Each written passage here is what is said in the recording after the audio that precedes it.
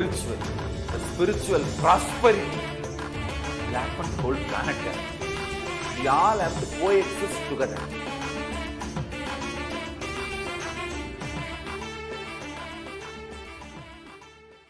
Just be alive for next 3 years. Don't die within next 3 years.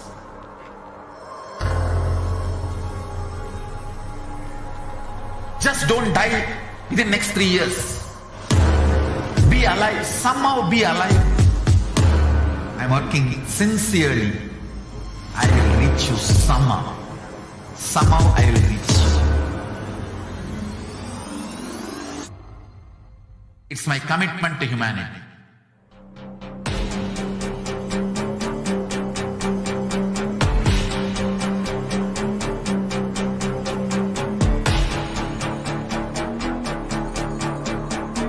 Just don't die within the next 3 years.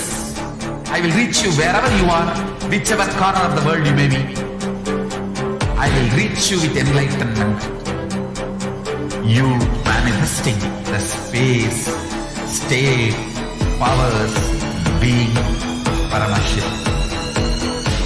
It is possible, and it is possible for you.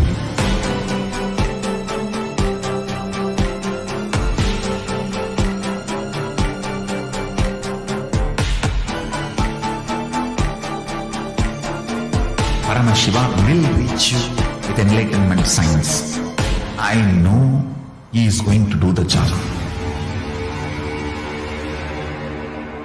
Just be alive for next 3 years. Nothing else.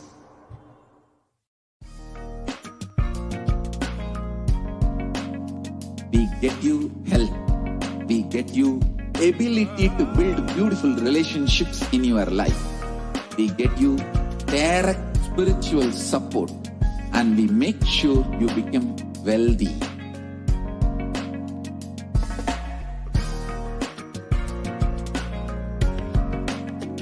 We won't stop giving you just good life.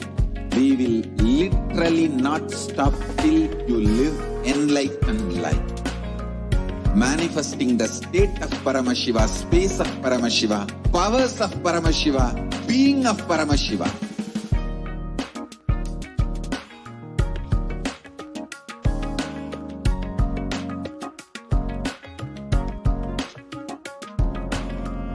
Whole world should become Kailashians. I want the whole world to know Hindus have something great to contribute to the world.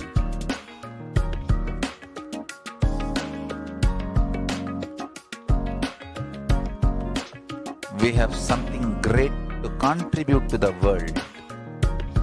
Let us do that.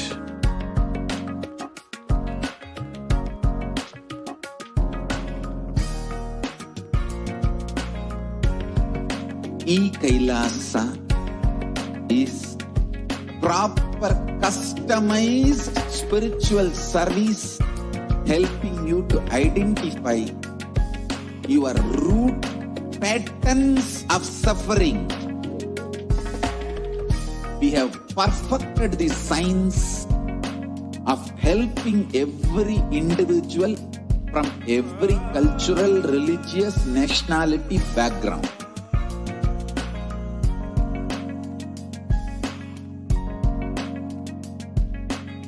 You will have lowest reactionary assumptions, highest awakened response, alive response for life continuously.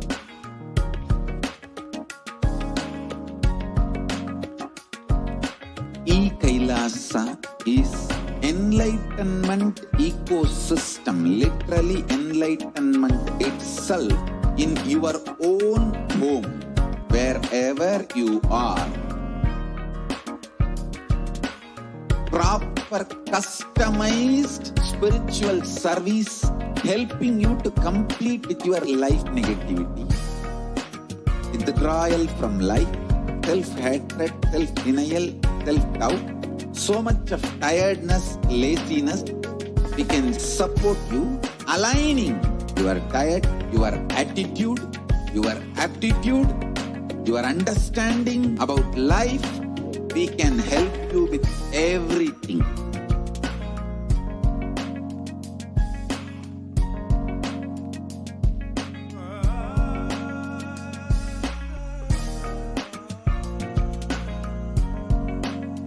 If you are interested in enlightenment, we will immediately bring this to you. If you are not interested, we will explain the whole science, inspire you and make you interested in enlightenment time. We need to cater this enlightenment science to the whole world wherever they are, because enlightenment is the birthright of all human beings. Kailasa is responsible to provide that to all human beings.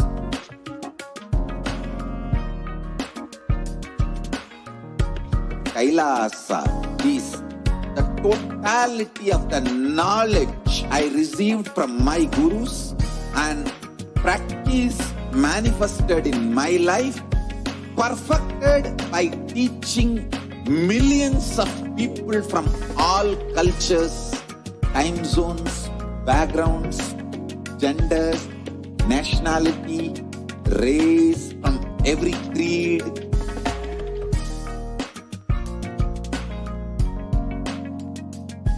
So this absolutely perfected knowledge available to you, served to you in your home without even you moving out of your couch, free of cost.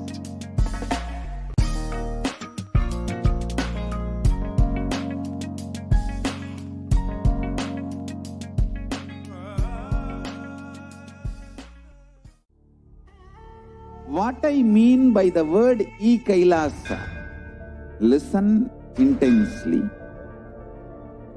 Enlightenment ecosystem, literally enlightenment itself, in your own home, wherever you are. If you cannot come to Kailasa, it's okay. Kailasa can come to you. Kailasa coming to you is e-Kailasa.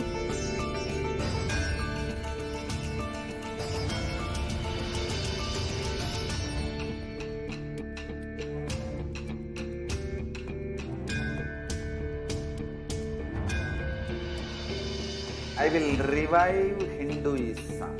I am a Hindu revivalist, not by any revolution, but by evolution.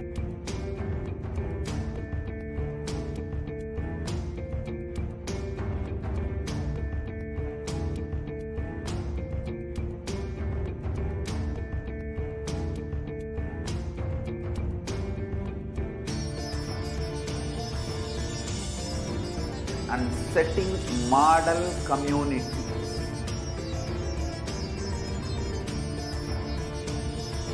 Kailasa, enlightenment ecosystems, Sarvanya Pitas all over the world.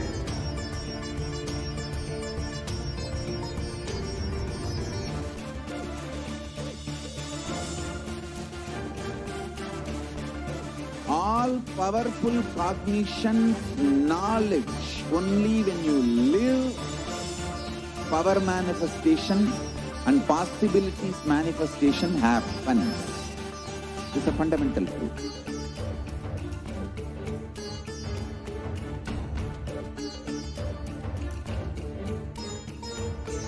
Hinduism cannot live exclusively. Nithyanandam Paramasukadam Kevalam Jnanamurtim Dvandvatitam Gagana Sadrusham Tattvamasya Dilaksham Ekam Nityam Vimalamachalam Sarvadi Sakshi Bhutam Bhavatitam Trigunarahitam Sadgurum Tam Namami. Nithyanandam, everyone. I welcome all of you watching us right now on YouTube, Facebook, and other social media platforms. I welcome all of you today for this Parashakti Akashic readings, where we will be witnessing the Akashic readings directly revealed by Devi Parashakti herself.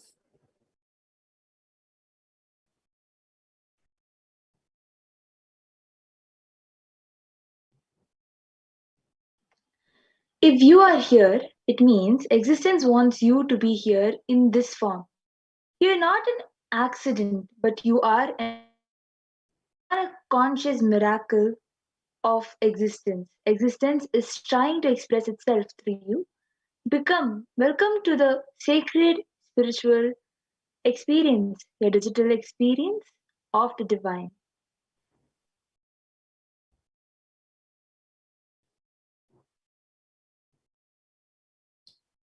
And this may be what all of you think as your first time in the presence of a divine being, a divine cosmic being. But this is not the first time this energy has graced planet Earth. And if you are watching this now, it is not a coincidence, but a cosmic intervention in your life to make you manifest what you want.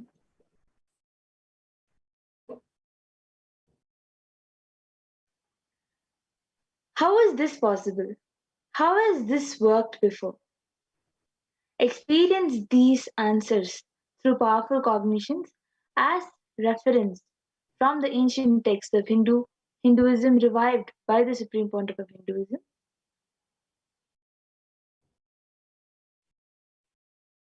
And now let's see, who is Devi Parashakti, the divine cosmic mother?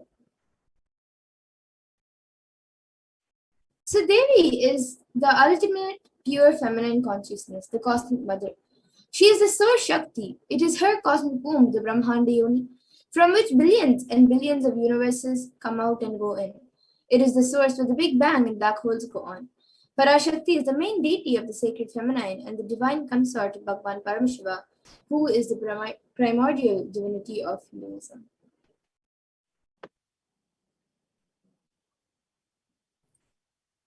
So Parashakti, Cosmic Mother, first and foremost relationship is mother. Ability to learn, even idea to relate starts with mother. How to relate starts with your idea to relate, your ability to relate starts with mother. So mother is too important way to connect what you think is life. In Vedic tradition, our rishis were aware their ability to connect with the mother should be directed to cosmos. It should inspire, it should awaken your higher consciousness. It should inspire your higher consciousness to express through you. Your higher consciousness connecting with life as mother is the most sweetest, most beautiful, most easiest and form to ever connect.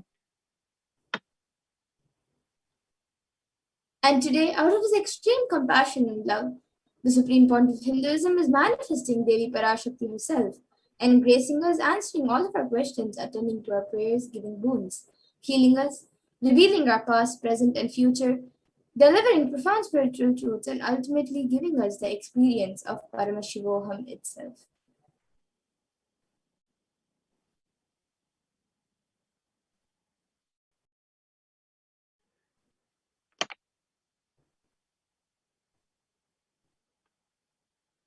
So now let's understand what is the Bhavasamadhi Darshan and the science of Bhavasamadhi Darshan.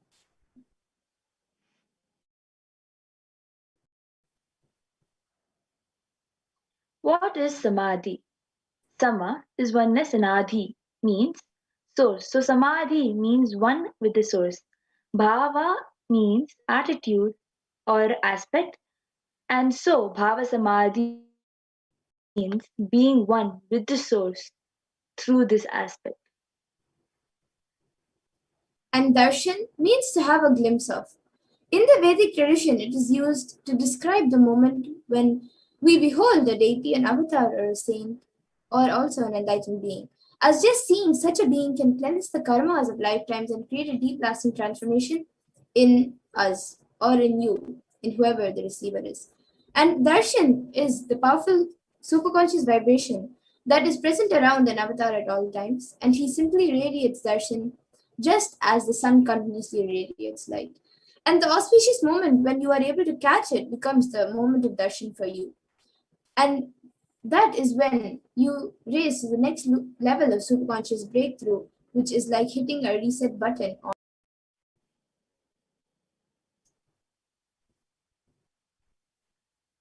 Signs of Bhava Samadhi Darshan. Divine cosmic beings are real. They manifest from Kailasa, the enlightened time space zone, through deities and incarnations. The divine cosmic beings manifest through Arshavatara deities in the temple and through Nijavatara, the Bhava Samadhi Darshans, through incarnation.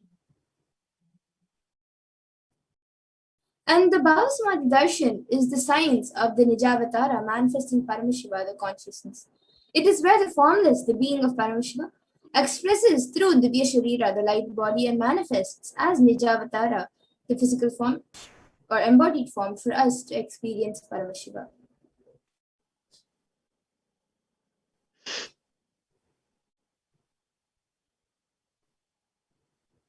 So Devi Parashakti expresses through being of Rajarajeshwari, Tara, the physical form, which is Devi Meenakshi. This is an example. And the Archavatar, the deity, reflects the consciousness and manifestation of the superconscious energy. But unfortunately, human beings are not matured enough to receive the higher level experience directly from the Archavatar. And so the avatar, the physical embodied form, comes down to bridge the gap and create an experience of superconscious energy in all of us.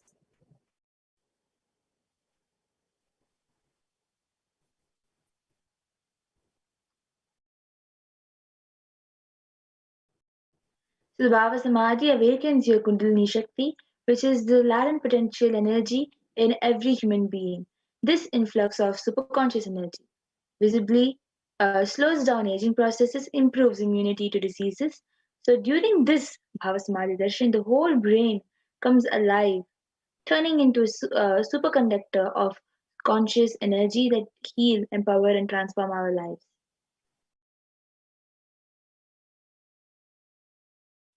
And during the Bhava Samadhi Darshan, our mirrors also mirror that of the avatar.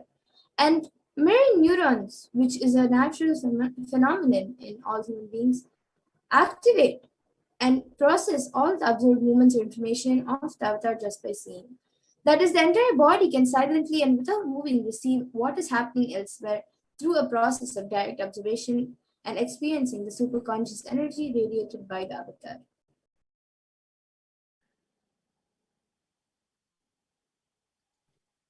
Readings from the cosmic archives, the Akashic readings, is not a prediction, it is readings from the cosmic archives. Beyond space, creation, and simultaneously. So, in dimension of time starts the past, present, and future. Because Akashic records are stored in Akasha, the space dimension, there is no past, present, future. That is why what you call as happening, yet to happen, are clearly already recorded. And now let's have a glimpse or a small introduction of the Supreme Point of Hinduism, who he is and what he has done, and he is the one who is actually giving us this science of the Bhava Samadhi Darshan. So let's see who he is. The supreme pontiff of Hinduism, Jagadguru Master Nidhanam, His Divine Holiness Bhagavan Nithyananda Paramashivam, a macrocosmic ancient enlightened Hindu civilizational nation. The supreme pontiff of Hinduism is the 1008th incarnation of Paramashiva as per Hinduism and is recognized by his predecessors who are enlightened masters and adepts. The supreme pontiff of Hinduism has made the science of power manifestation, yoga, and temple-based universities as a lifestyle for humanity. And the Supreme Pontiff of Hinduism is also ordained as the 233rd Guru Mahasannidhanam of Kanchi Kailash Sarvagnipitam, which is the Tondai Mandala Adinam, the incumbent emperor of Suryavamsha Saranga Samrajyam, and the present 293rd Jagadguru Mahasannidhanam of Kailasarada Shyamala Pita Sarvagnipitam, and also the present Mahamandaleshwar of the Mahanirvani Akada, which is the largest apex monastic order.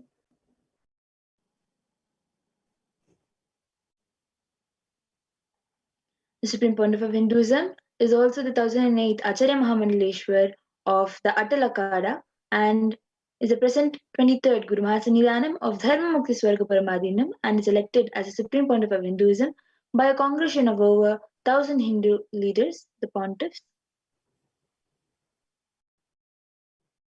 And he is also revered as a teacher of Hinduism, the most prolific, most viewed, read, and watched.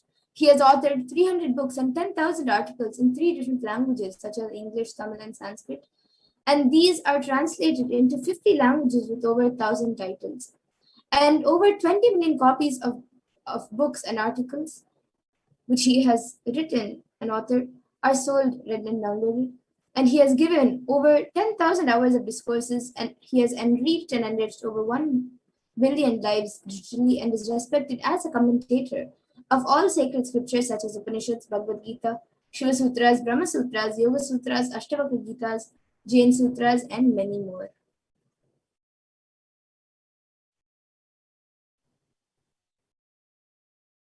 Leader of Hinduism, the most awarded internationally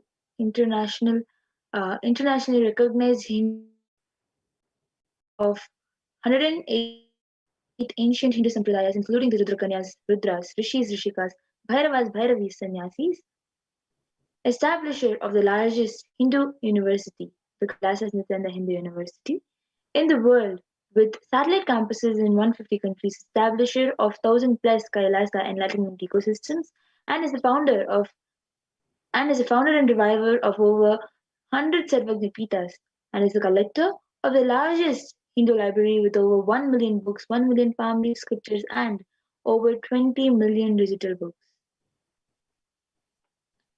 And now, with this, we will be moving on to the next segment where we will be seeing a live demonstration of the extraordinary Shaktis given to us and given as a gift to humanity, for the entire humanity, by the Supreme Fount of Hinduism through the science of Diksha. So we will now be moving to the next segment of the power manifestation.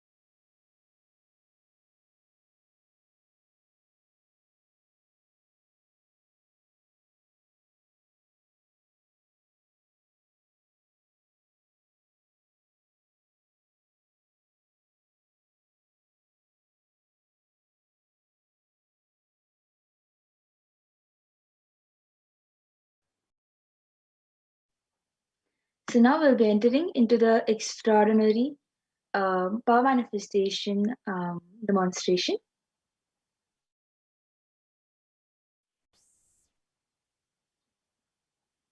So today the Balisans, the Nityananda yogis, and the initiated disciples of the Supreme Fount of Hinduism will be sharing with all of you the experiences and results of the extraordinary manifestation given to us through the initiation through the Diksha by the Supreme Fount of Hinduism.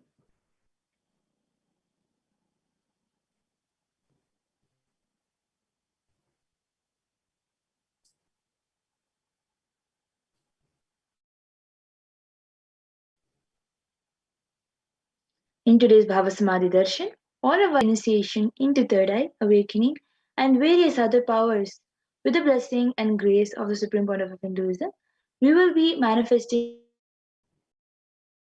seeing through the eyes blindfolded. So many of us might be wondering where the third eye is located. So the third eye is the cosmic browsing center, which is located between the brows, which upon initiation one can effortlessly express powers and see through the third eye, just as you would to the true eyes.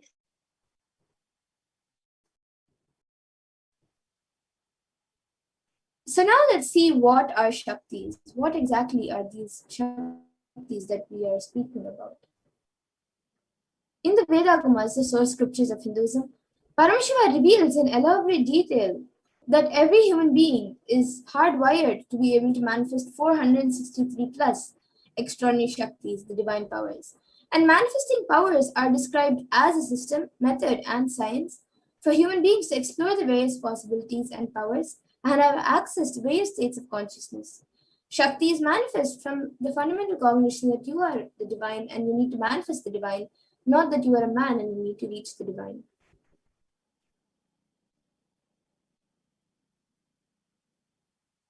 So now we'll understand a few differences between the Shaktis and the Siddhis. You would have heard this term Siddhis, but we will see the differences between. So Shaktis express from the space of enlightenment and a side effect of feeling connection with divine and high integrity with the Guru. And Shaktis are the source of enlightenment, whereas Siddhis are power or penance for enlightenment and are on the path of enlightenment. And a few more differences between Shaktis and Siddhis are that Shaktis of Paramashiva manifest through ordinary human beings in an extraordinary way after the initiation by the avatar and are permanent, whereas Siddhis are not permanent and may divert you from enlightenment.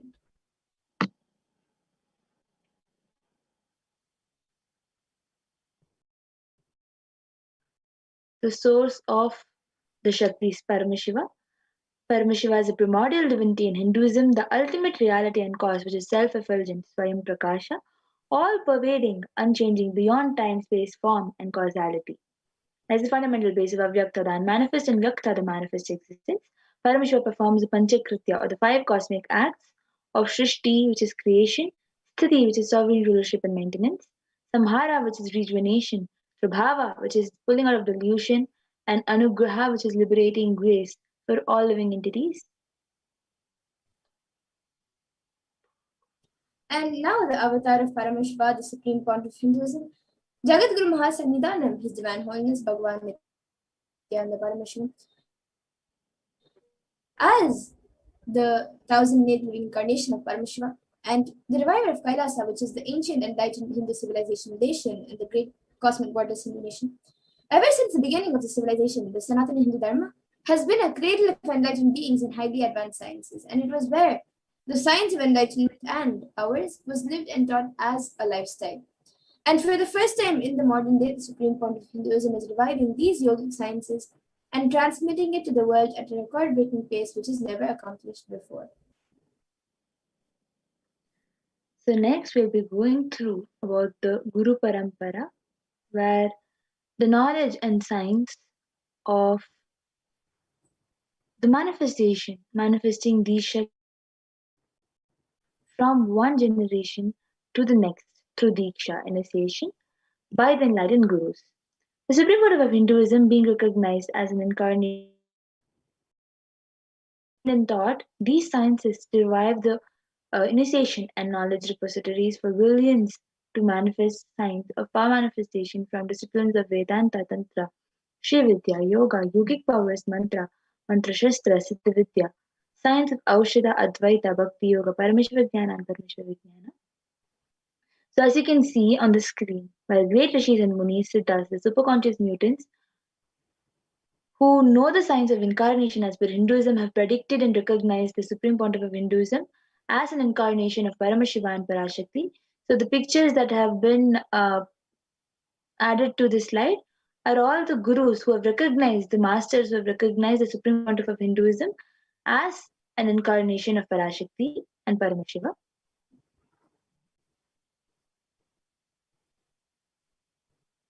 So now we'll be seeing how we can awaken these divine Shaktis in us. So every ultimate truth, jnana, is mapped into your consciousness, prajna, and manifests as a possibility and power of every being, prajnana. Diksha is the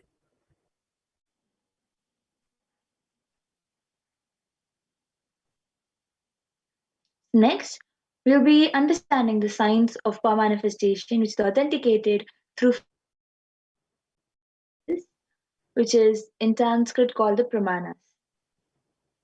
So the first evidence, the first is the Shastra Pramana, which is the eternal unchangeable truths revealed in the source scriptures. The second is the Apta Pramana, the experience of Hinduism, the Vedic rishis and scientists who time tested and verified this science. And the next is the Atma Pramana, which is an account of the supreme fount of Hinduism, this millennium's avatars, personal experience of the power manifestation. And then the next is the Pratyaksha Pramana, which is the empirical evidence from observation and scientific experimentation. So the Vedagamas are the living applied science. Vedas are the ultimate superior authorities for Hindus, and the Agamas are the pure science where the ultimate truths are explained. The Agamas are scriptures where the applied technology, the applied science is explained, and the Vedas and Agamas, Vedagamas, are given the status of Shruti as they are directly revealed by Paramashiva. They are the ultimate eternal unchangeable truths. A reference cited from this, the Vedagamas, are called the Shastra Pramana.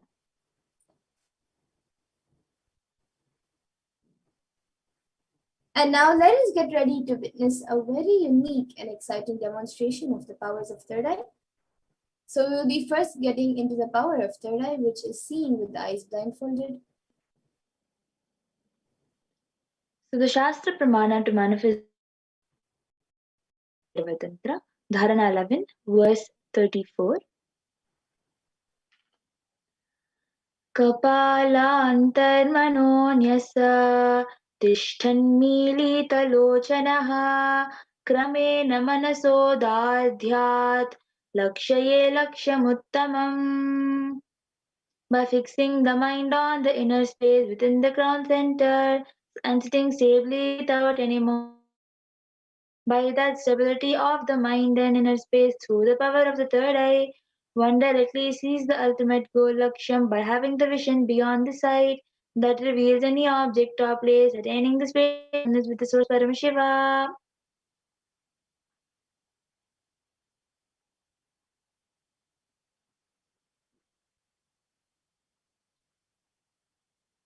Next is the Apta Pramana, where Krishna initiates Arjuna into this power of third eye. न तु मां शक्यसे चक्षुषा दिव्यं ददामि ते चक्षुः पश्योगमैश्वरम्. Bhagavan Krishna says to Arjuna, but you cannot see my cosmic form with these physical eyes of yours. Therefore I grant you divine third eye vision. Behold my cosmic opulence. In the Hindu Purana Bhagavad Gita, Bhagavan Krishna initiates Arjuna into the power of third eye to behold Krishna's Vishwarupadarshi, the vision of his cosmic form. The 11th chapter of Bhagavad Gita, which contains the description of Bhagavan Krishna's cosmic form, is completely narrated by Arjuna as he sees Bhagavan Krishna through third eye.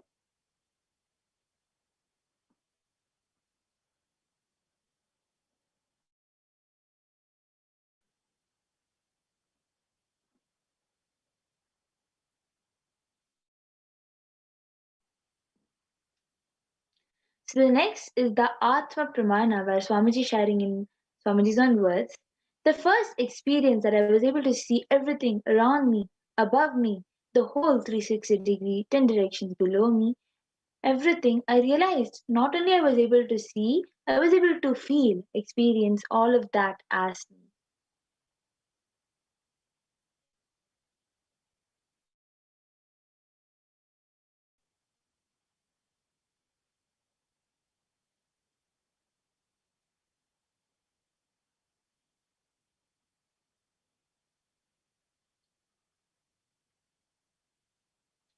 So the next is the Pratyaksha Pramana, the empirical evidence from the observation and scientific experimentation. The study measures and compare metabolic cell activities of the brain in conscious and meditative open of third eye state using the positron emission tomography, the PET. It was said that when doing the daily activities, high activity is measured in the brain where third eye is located, and when in deep samadhi state, only the third eye region is active and almost 90% of the rest of the brain is at peace. And the next is the Sakshi Pramana, the experience and results of the extraordinary manifestation happening through the initiated disciples of the Supreme Pontiff of Hinduism. This rare sacred science of third eye awakening is being made available to humanity for their ultimate enrichment and conscious evolution by the Supreme Pontiff of Hinduism, Jagat Guru Mahasannidhanam, and His Divine Holiness Bhagavan Nithyananda Paramashivam. As a living incarnation of Paramashiva, the Supreme Pontiff of Hinduism embodies the most profound yogic states that surpass all bounds of time, space, and matter. The Supreme Pontiff of Hinduism is gifting this pure great science of third eye awakening along with many other spiritual sciences through initiation, Diksha. Millions of people have been initiated by the Supreme Pontiff of Hinduism and are experiencing the profound results as extraordinary power manifestation in their everyday life. And now we will be entering into the live demonstration of this Sakshi Pramana, where the initiated disciples of the Supreme Pontiff of Hinduism will be manifesting these powers.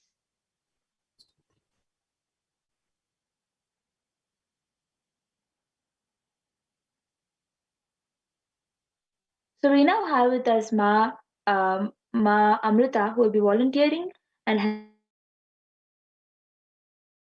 power.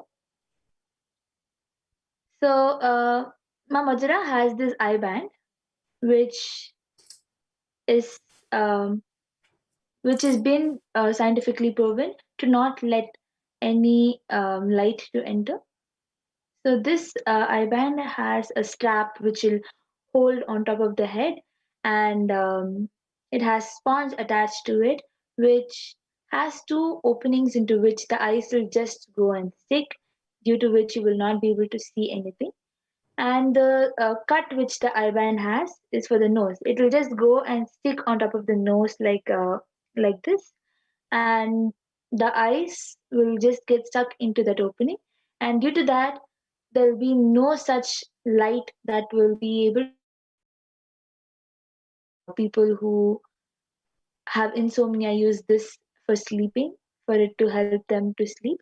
So this eye band, a volunteer Ma Amrita will be putting it on top of Ma Madhura's eyes.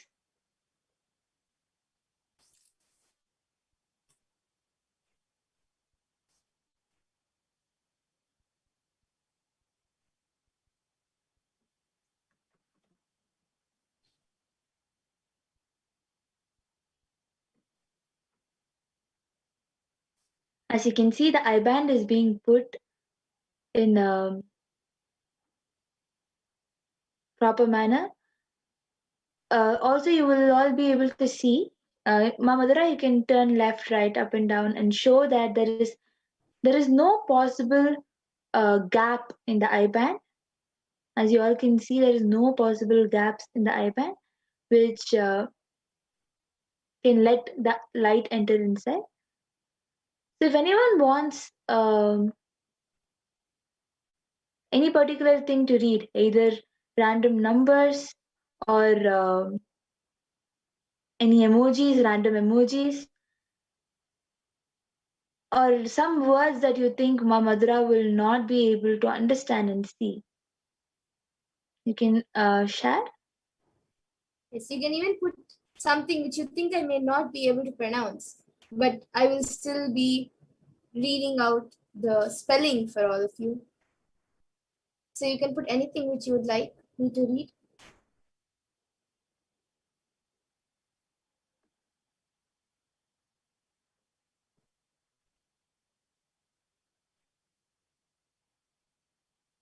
Yes, so now Mamita is going to project the YouTube comments in front of me.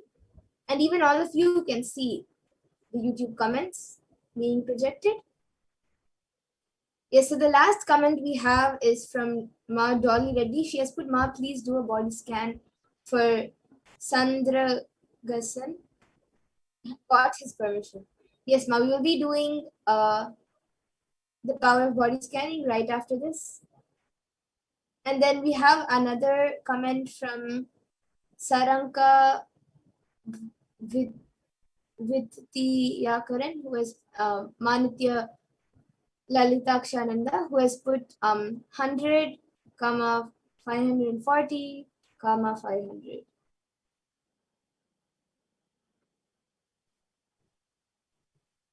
And then we have somebody whose YouTube name is GB, who has put Ma Kripaya Mero Sharir Ko Nirikshan Gardi Dinuna. So I think that's Hindi.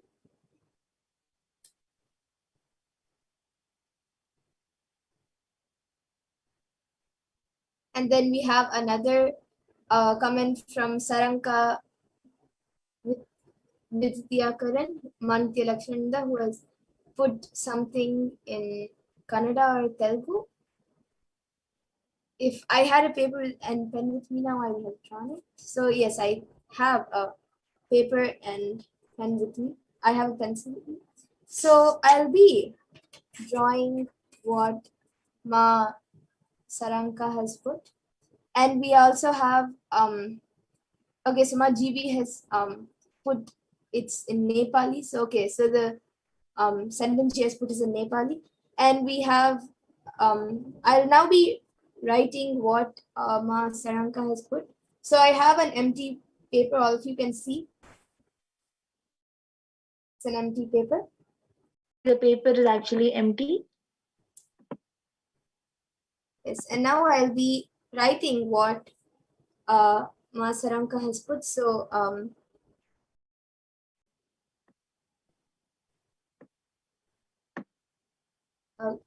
can we scroll back a little up to, and then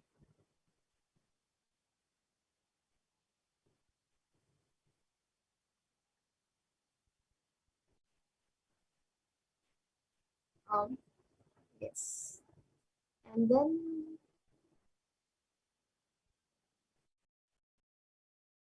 so she has, this is what Ma Saranka has put. You can see. So as you all can see, it is exactly what Ma Madhura has written. It is so similar to exactly what Ma Madhura has drawn. Yes. And now we have GB Aya, who has put this is Aya. Yes. Okay.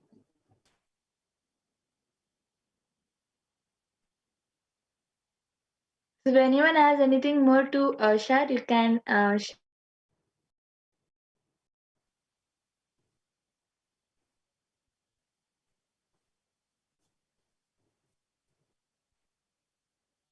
So you can put a sequence of emojis, numbers, letters, and as we already have few comments, you can put in different languages. We have today we've gotten 2 languages, Nepali and Kannada, I guess, Kannada or Telugu.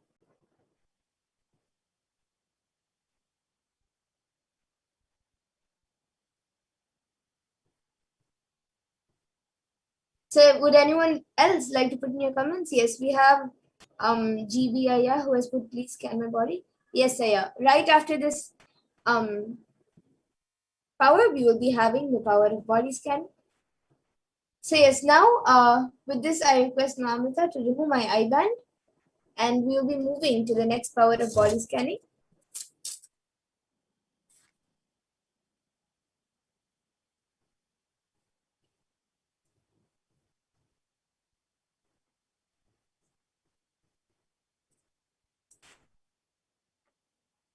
Yes. So Ma Saraka said that it was Telugu. So we had today for third eye from Telugu and from Nepali. Yes. As you all can see, the I-band is exactly the same I-band that was used on Mamadura, just the same I-band which was shown right before the third eye demonstration. So we'll be entering next into the next power, which is the power of body scanning.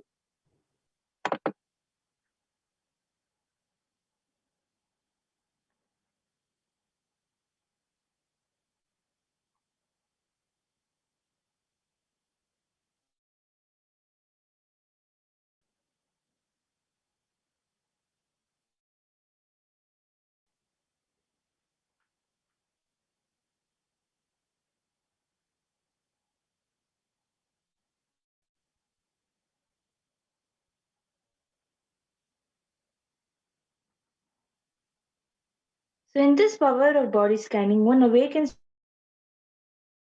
diseases and medically diagnosed issues and provides solutions through the awakened third eye.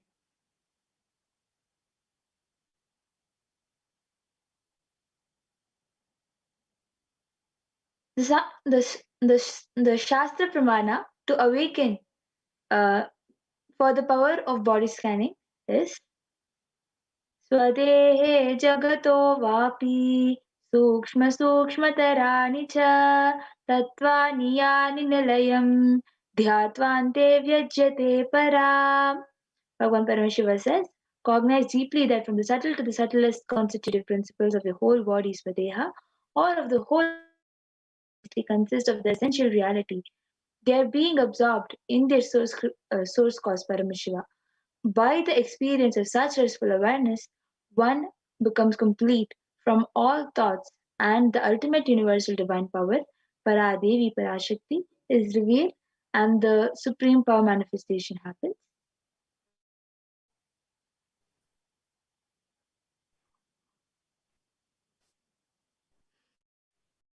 And the Apta Pramana for this power comes from the life of a Siddha, whose name is Teriyar, and he was one of the prominent disciples of Agathir.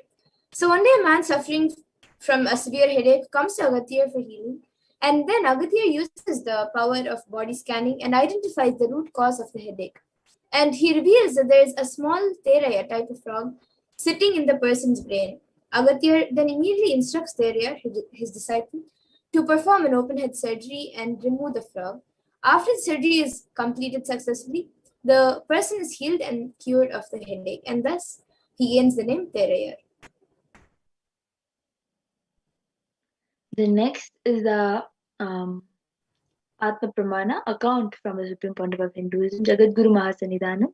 His one known as Bhagavan Nithyananda Paramashivam's life that time tested and authenticated these signs. On the 22nd December 2019, the Supreme Pontiff of Hinduism, Bhagavan Nithyananda Paramashivam, revealed how Swamiji uses the power of body scanning. In Swamiji's own words, paraphrasing his words, only when I had a multiple compound hand fracture, I was forced to go for surgery and therefore for medical checkups related to that. At the time, they detected heavy metal quantity different. It revealed that I had been poisoned without our knowledge.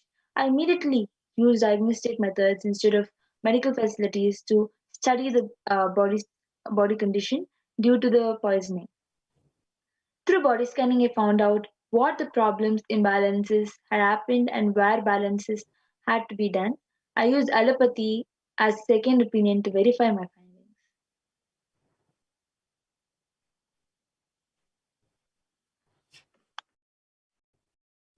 And now all of you can also see the Sakshi Pramana, which are the experiences and results of the extraordinary manifestation by the disciples who have received the initiation.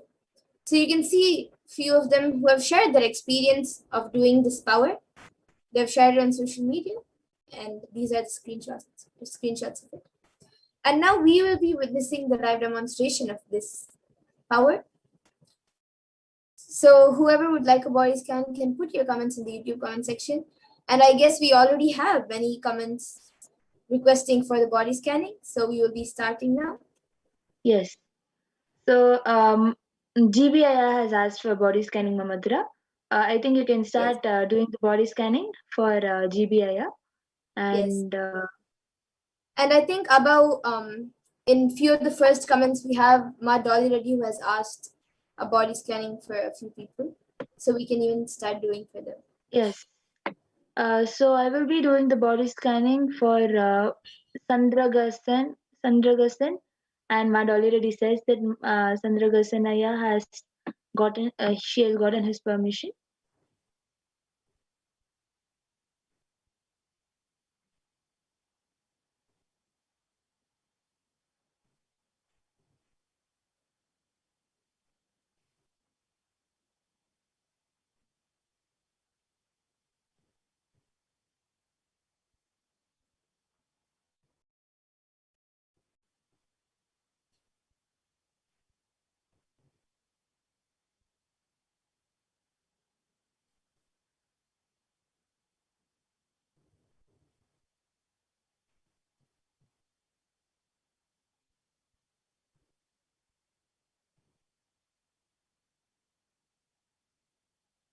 Yes. So GBIA, I have scanned your body, and I was able to scan that. When I scanned, I was able to see that there was a small black, like grayish black patch in your liver. It is not so really major, or it's not affecting so much right now. And actually, that is caused because of the bile juice, and also because the hormones in your body is imbalanced. So because of that, I was able to see that there's a small black patch being formed in the liver. And for that, I was able to see if you take haitaki, and every night make sure you take haitaki, and also every day after lunch, if you can have half a tablespoon or 1 teaspoon of haitaki. So after lunch and before you sleep in the night, these 2 times, if you have haitaki, that will help in healing you. So this is what I was able to see for you, Aya, GBIA. And Yes, actually, one so more request I have, GBIA Aya, could you please put your actual name, your name in the comment section? That would be very helpful. And yes, Yes. Mapekna, you can share. Yes. Actually, as I'm sharing, Madhura, you can do the body scanning for Ma Sudha Dandapani. Yes.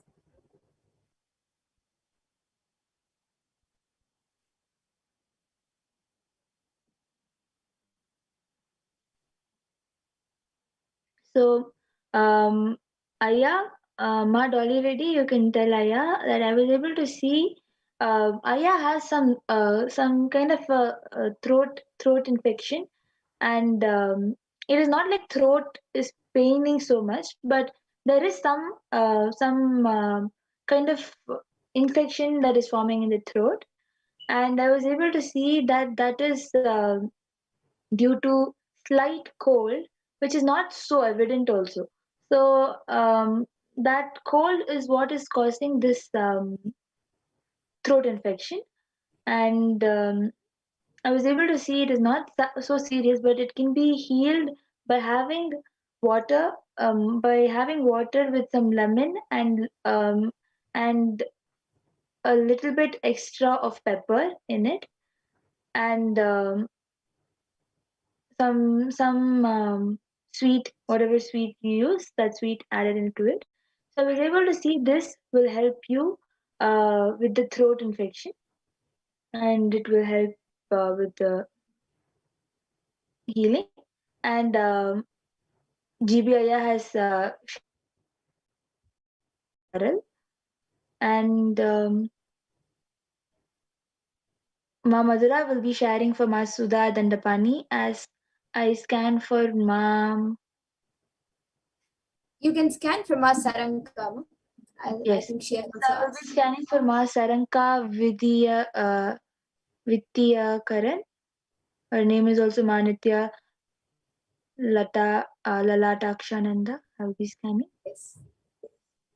So yes, Ma Saranka, now Ma Pragyana will be scanning you. And Gyanendra Baralaya, you can get back in the comment section if you were able to relate to what I have revealed. And Ma Dolly has also said thank you, Ma. So yes, the scan was for one of the people whom I already had asked for.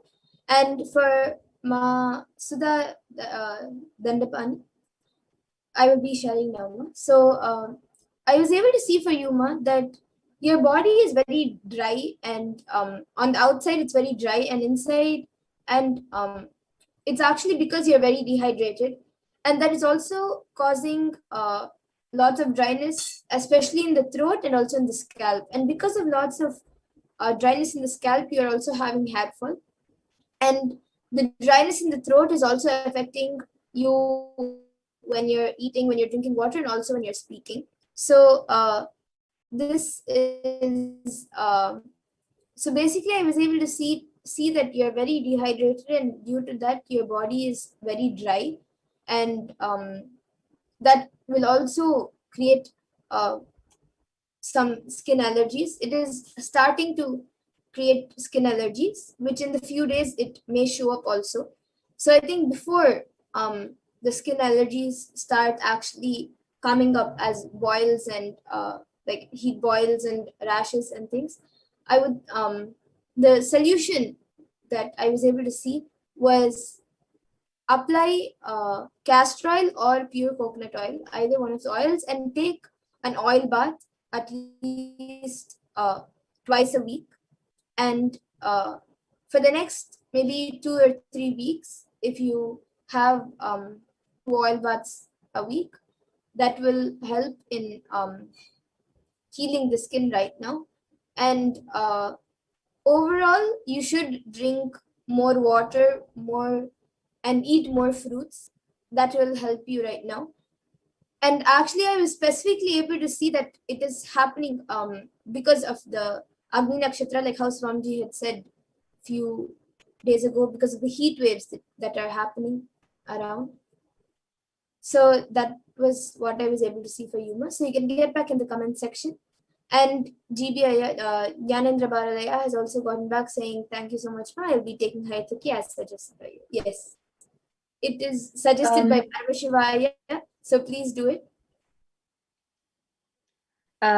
So Ma Saranka, I was able to see that when I was scanning for Ma Saranka, I was able to see as I'm sharing for Ma Saranka, Ma Madhura, you can do for do body scanning for Ma Oninye Ihezu.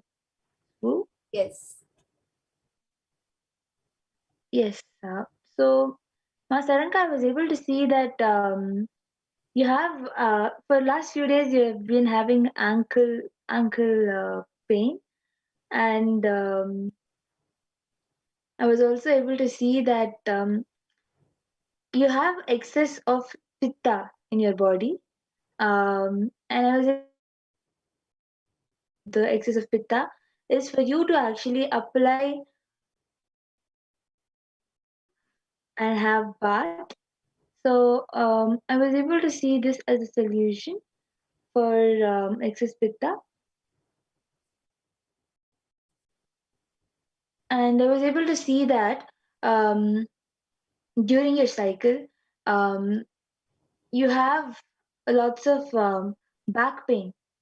You don't have really stomach pain or anything, but you have lots of back pain when you're going through your menstrual cycle. And I was able to see the solution for that is doing intense Nithyananda Pratanda Vijnana Krama. It will help you not having the back pain. So I was able to see this as a solution. Yes. Masuda Dandapani has gotten back saying, yes, ma, awesome, thank you so much. You're so right. I feel dry, ma, and so excited to get my body scan. Thanks,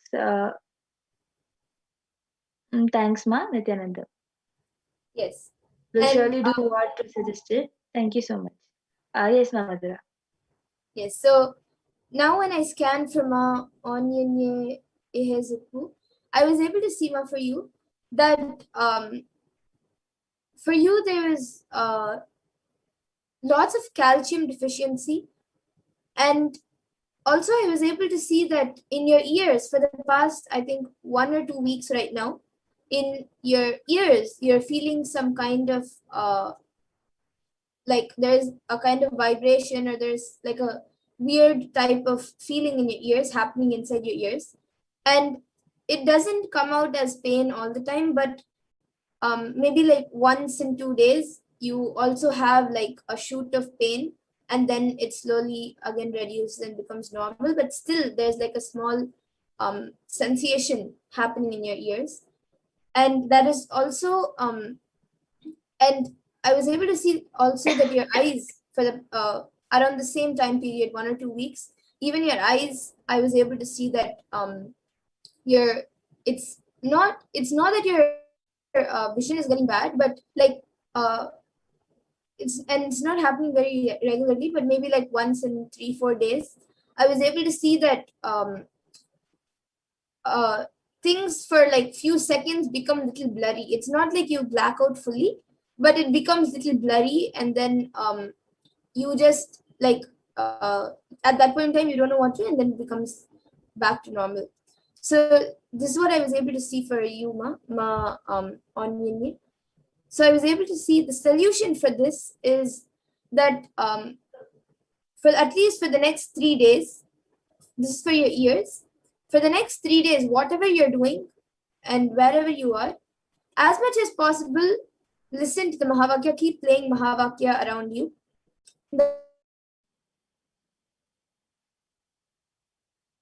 That will help heal your ears. And cold water. And also apply castor oil one after you do the eye wash. Madhura, we're not able to hear what you're sharing.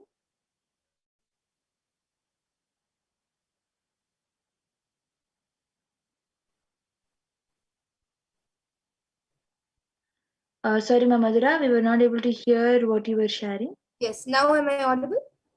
Yes. Yes, so this is for Ma Onion. So I was able to see that there's a sensation happening in her ears. For Yuma, I was able to see that there's a sensation happening in your ears for about 1 or 2 weeks now. And for almost the same time period, I was able to see for 1 or 2 weeks.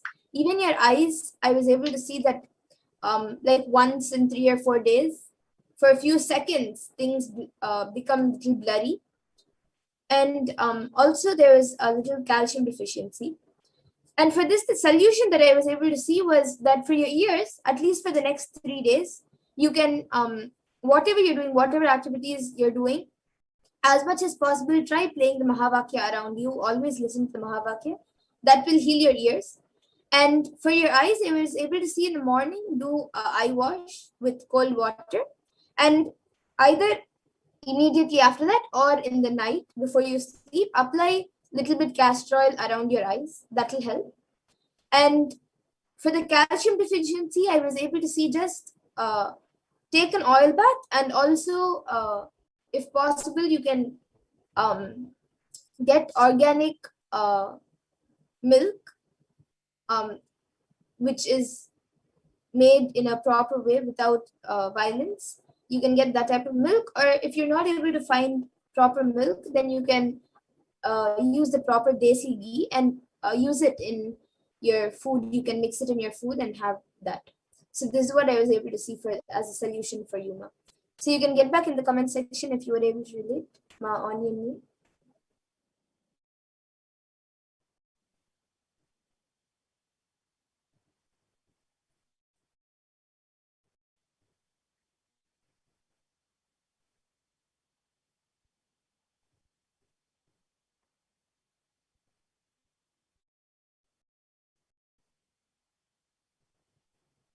So Ma Yes, Saranka has and gotten to saying thank you, Ma. Yes, Ma, I will follow the solutions. Thanks a lot. Yes. So if anybody else also wants body scanning, you can come back for the body scanning every day. The same session will be happening at 2 a.m. Indian Standard Time. Yes, and I think before that, before we conclude, we can maybe just do a last two scans. Ma Dolly Reddy, I think in the beginning, has put a scan to do a scan for her eyes, knees, and back, and she has also asked for a scan for Dhanasar Janaya. So maybe Ma Pragnana, you can do a scan on her eyes, knees, and back and heal her. And I will be doing a quick scan for Dhanasar Janaya.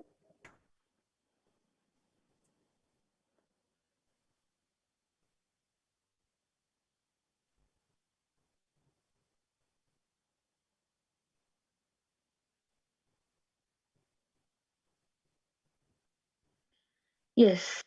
So, Ma Daliredi, I was able to see that both the eyes, ears, and head, all the three, the problem is caused on you due to the heat caused in your body. So, I was able to see that you should have more water and do steam inhalation, which will help you with the ears and with the eyes. And I was able to see that your back move and do some stretches. It will help you out. And yes, the healing is done, and Paramashiva will heal your eyes, ears, and your back. Yes, so Matt, already you have been scanned and healed now. And for Dhanasarjanaya, I was able to see that in the stomach, there are a few ulcers which are being caused, and that is actually due to lots of toxins getting accumulated in the body. And the solution which I was able to see for that is at least to start off with, at least twice or thrice a week, he should do the full Panchakriya. And as when he gets comfortable with it, he can start doing it every day. And so yes, this Panchakriya will help, and also a healthy diet, as Swamiji says. He can implement the neem juice, haritaki, and all the other herbs that Swamiji has said. He can implement that in his daily food, in his food diet, and that will help in cleaning the body, healing the ulcers, and also healing all the pain in his body. So this is what I was able to see, Aya, Ma for Naya, and you can get back in the comment section. And with this, we come to the conclusion of this power manifestation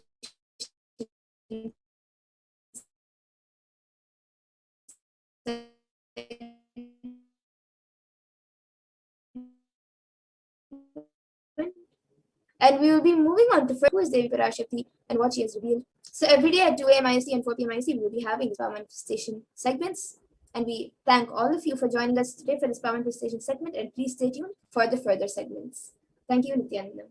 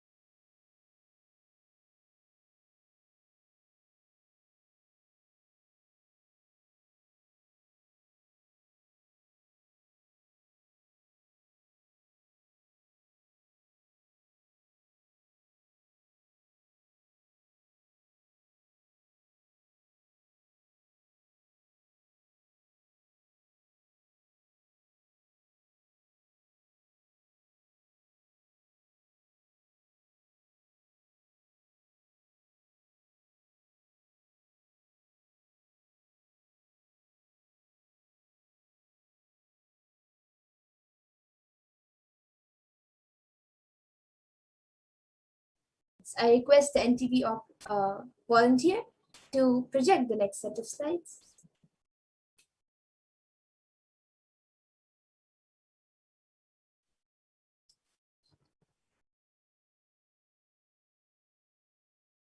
So now in this next segment, we will be learning about who is Devi Parashakti and the divine feminine consciousness, and we'll be learning how we can receive her.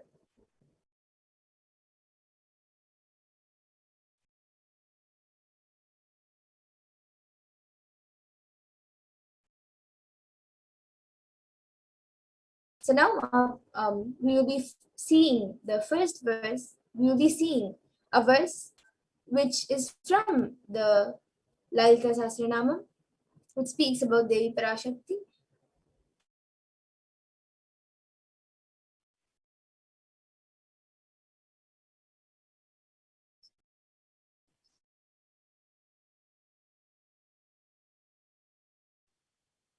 Yes.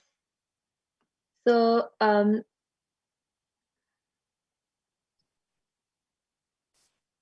this verse is from the Lalita Sahasranama.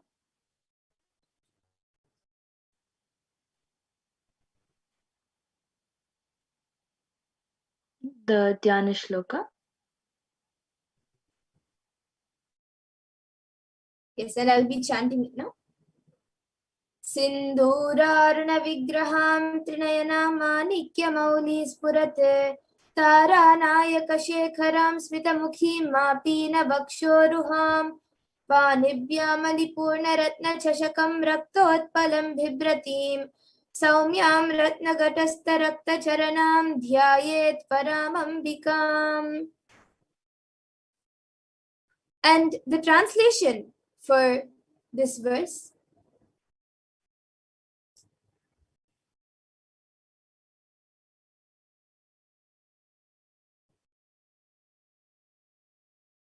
This verse says, the Divine Mother is to be meditated upon as shining in a vermilion red body with a triple eye sporting a crown of rubies studded with a crescent moon, a face all smiles, a splendid bust, one hand holding a jewel cup brimming with mead and the other twirling a red lotus.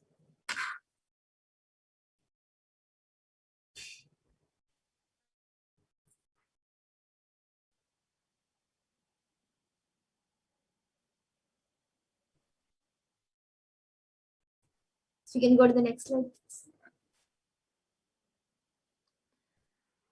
So the next Dhyana Shloka for the Lalita Sahasranama is Arunam Karunatarangitaakshim Dhrutapaashankushpushpabanachapam Animadi Bhiravritam Mayukai Rahamityeva Vibhavaye Bhavanim. The translation is I meditate on the red in color, and her eyes are full of compassion and holds the noose, the gold, and the bow and the flowery arrow. In her hands, she is surrounded on all sides by powers such as anima for race, and she is the self within me. And Devi is the ultimate pure feminine consciousness. Parashakti is the cosmic mother. It is her cosmic womb from which billions and billions of universes come out and go in, and the source where the Big Bang and black holes go on.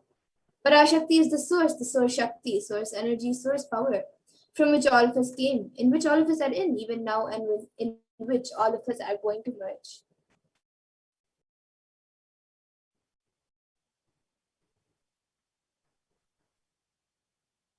Out of her extreme love and embodied form of the Nijavatara of the Supreme Pontiff of Hinduism, Jagadguru Mahasannidhanam, His Divine Holiness Bhagavan Nithyananda Paramashivam, gracing us, answering all our questions, attending to all our prayers, giving boons, healing us, revealing, delivering profound spiritual truths, and ultimately giving us the experience of Paramashiva himself.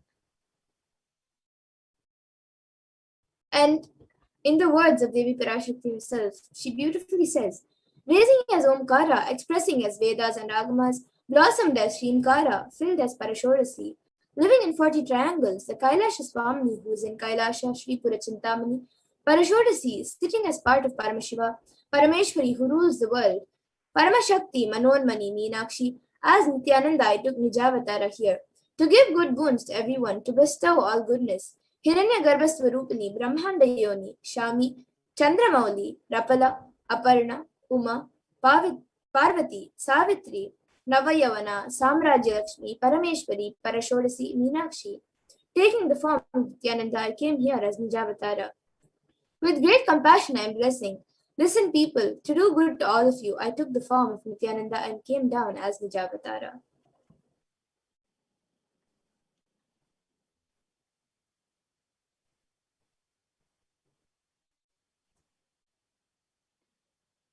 Again, the words of Parashakti herself, raising in Omkara, blossoming as Shiva. Shiva manifesting as source of existence, powers of existence, expression of existence. From the oneness of Om, blossoming into two, Prakriti and Purusha, blossoming as three, the Shaktis, Icha, Kriya, Jnana, growing as four, Veda, the four Vedas, expanding as the five Panchabhutas, beyond six chakras, filling as Gotras of the seven rishis, expanding as the eight directions, existing as nine grahas, blossoming as 10 indriyas, being as the 11 rudras, creating all the worlds, bringing life to tell and make truth blossom and do the good. Parashorasi Meenakshi, in the form of Nityananda, I came to bless every one of you. And now let's see how we can receive Devi Parashakti. So literally you are seeing Paramashiva and Parashakti at that moment. She is there on your screen. So always receive her very traditionally.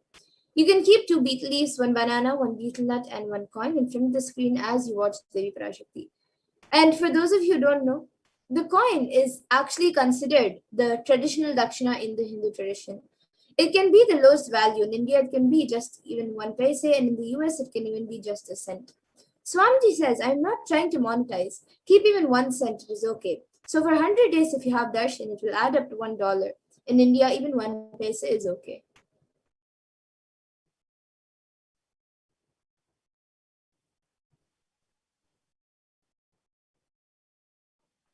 Next slide, ma. So as you all can see how the betel leaf, 1 banana, 1 betel nut, and so in the exact same manner, you can arrange your plate. The main stuff, the main things you have to add are banana, betel leaf, a coin, and a betel nut. But if you want, you can add some kumkum, and if you want to keep vastram, flowers, you can even add up more items that are whatever you want to offer. Yes, and Set up your once tambul.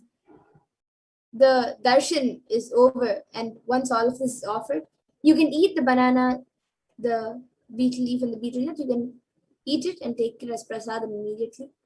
And many of you might be thinking this betel leaf and betel nut may look too small, but actually, Swamiji says that it may look too small, but you will understand in a few days that how much it will add to your sentiment that really she is there, and you will not take the Devi Darshan for granted. And the coins that you collect, you can also send those coins to the LA temple, and from there, it will be offered to Swamiji. Once you have offered it to Devi, you can send it to the LA temple for it to be preserved. And now with this, we come to the conclusion of this power manifestation of this segment where we have learned about who is Devi Parashakti and how we can receive her.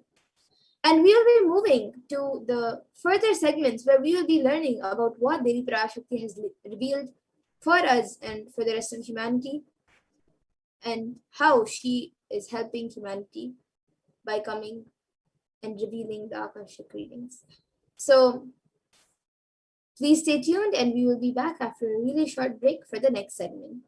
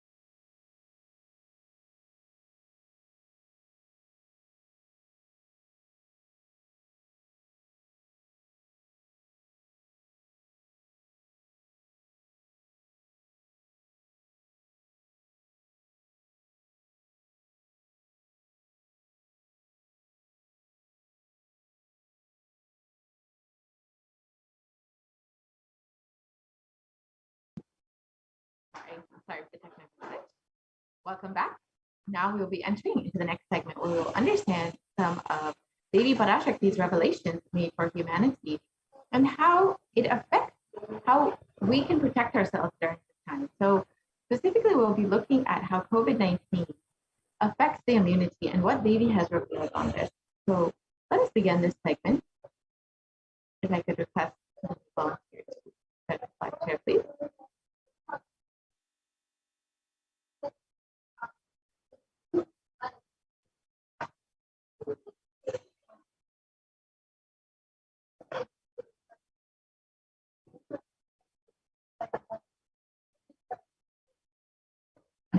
If we can start the slide share on immunity and COVID-19. So Devi has revealed that not only would COVID-19 affect your immunity, but it will also make us more susceptible to other diseases. And today we will understand some of those diseases that are affecting humanity right now after Devi has revealed to all of us what will be happening.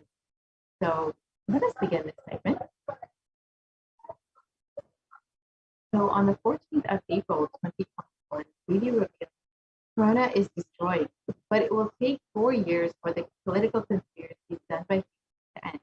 I will protect my devotees, disciples, and Kailasvasis. No suffering will come from my devotees, but it will take 4 years for the conspiracy of Corona to end. It will come to an end only in 2025. It is a conspiracy.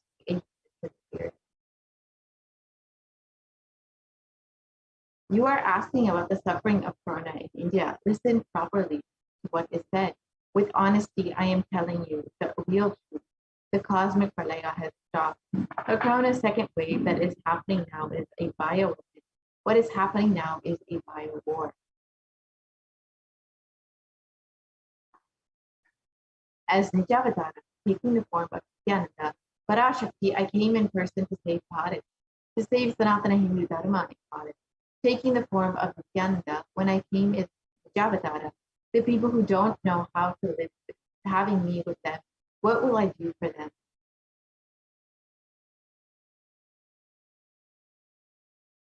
Worlds cannot be sacrificed for the sake of conspiracies done by some ignorant thieves and who got stuck in Maya. Shrishti should not have loss. Cosmos should not have destruction. To save the cosmos from Pralaya, I made a huge ship. Its name is Adi Kailasa. Adi Kailasa is the ship that will gather all the enlightened powers of this cosmos and save the people from the Pralaya. Rule the tricks of traitors, rule of the enemies, without any other way out.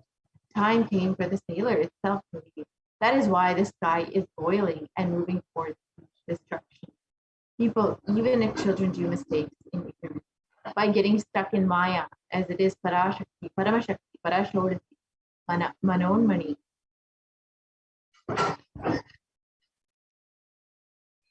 My responsibility to save the cosmos from destruction. I am telling some of the truth. Listen properly. Within the next few months, not in thousands or lakhs, lives will be lost in crores. Crores of lives will be lost. Yeah. I am telling you the truth. I am telling you the good. Search protection for your life.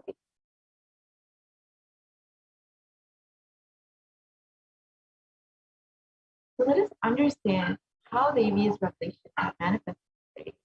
So let us look at the COVID devastation that has hit India and how many deaths have gone uncounted. Here you can see photos of bodies burning in the street.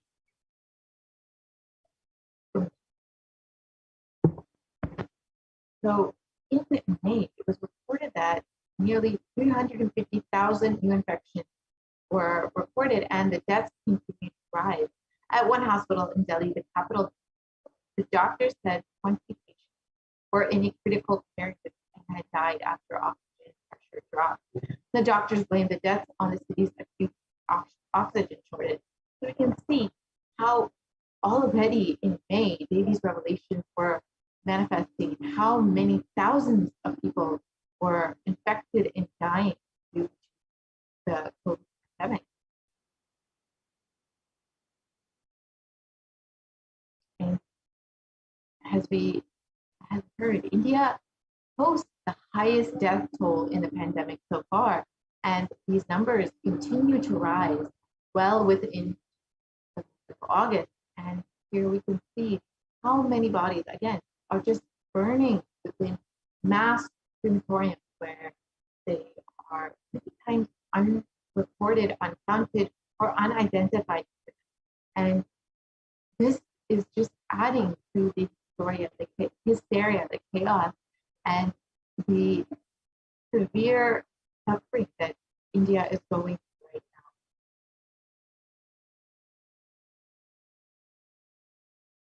And here, again, photos of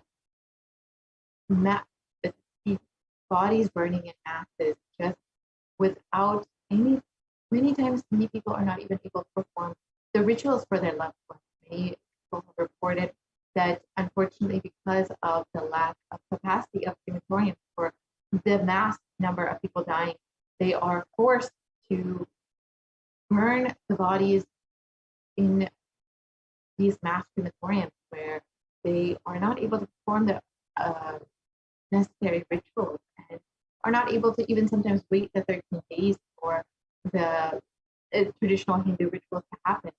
And here you can see how this is happening, how many people are just being, their loved ones are just being burned in mass crematoriums. Literally, cities are turning into these crematoriums. Streets are just becoming crematoriums. And as the Supreme Concept revealed on the 23rd, all devotees and disciples, whoever listens to me, whom I do not need to convince, this is a personal message I am giving to you all. Devi has very clearly revealed to me, Buddhatasmi month, August and September, there is going to be a worse third wave of Corona. So now we are entering into this month of August, Buddhatasmi month.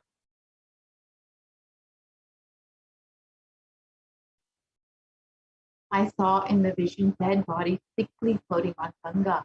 Not just Ganga alone, there are 4 rivers coming from Kailash: Ganga, Yamuna, Brahmaputra. In all those rivers, I saw dead bodies floating. Dogs are eating those dead bodies and dying because they ate Corona people. And the poor people who don't have food eating those dead bodies, and they also dying. I saw this whole cycle. I am not a conspiracy theorist or a positive thinking buff. I see reality as it is, and I'm revealing it to you all as it is.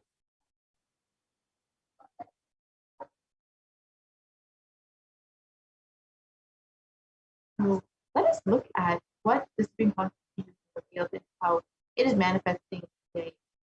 Here we can see the behind bodies found on the riverbank of Ganga. There is a shadow of COVID, and it's reported in a newspaper article where they found that the bodies are in storage, unclaimed, uncounted, and unidentified. India's holiest river, Ganga, is swollen with the COVID victims. And just as the Parashakti revealed, this was reported in May. However, now we are entering August, and this is just increasing. Hundreds of corpses have been found floating in the river or buried in the sand of its bank.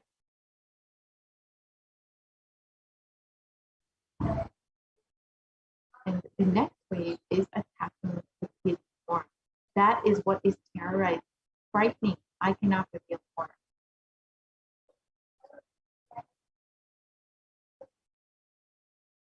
So let us look at this revelation and understand how it is manifested. In CNBC, it was reported that India's richest state was at the center of the second wave. Now it is preparing for a third wave.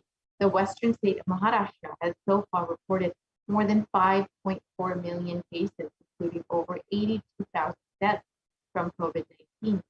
Some predict a third wave could hit India potentially between September and October. So, as they revealed in the Buddhatasmi month, India will be affected by the third wave. Again, do not lower your guards. Prepare for the inevitable third wave. Even though it is being anticipated that the coronavirus cases would peak by mid-June in the city, experts have been warning against lowering the guards, as they said that a third wave of COVID-19 looks inevitable by the end of October. Not only that, but the experts have further said that the third wave could be deadlier than the first wave.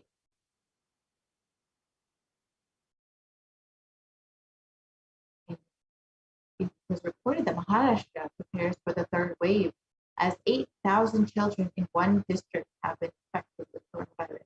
And with more than 8,000 children catching the coronavirus in the month of May, in Maharashtra's Ahmedabad, the state has started extra steps to minimize the impact of a possible third wave of COVID-19 that may affect children more. In Maharashtra's Sangli city, a COVID-19 ward is being prepared for children. Currently, 5 children are being treated here as the facility is being prepared for patients. And this was already reported in May. So we can see how this is just increased as we are entering into the Purata month. In times now, it was reported that the third wave of COVID is to impact children. Over 9,000 children have already tested positive in Maharashtra, which was again reported in May. With the fears of the second wave of COVID-19 still lingering, the experts have suggested that the third wave will severely impact children. If the virus changes its course of nature, the children will be largely affected. Reports suggest that the virus has already impacted children across the country in the second wave. So this is exactly as the Supreme Court has revealed. And we can see that already in May itself, the revelations were manifesting. Now we can only imagine how bad it will be coming in the next month of August. So let us actually look at further about how COVID-19 affects the immunity strength and what we should do to protect ourselves during this time. So if we could start the slide share on COVID-19 and immunity.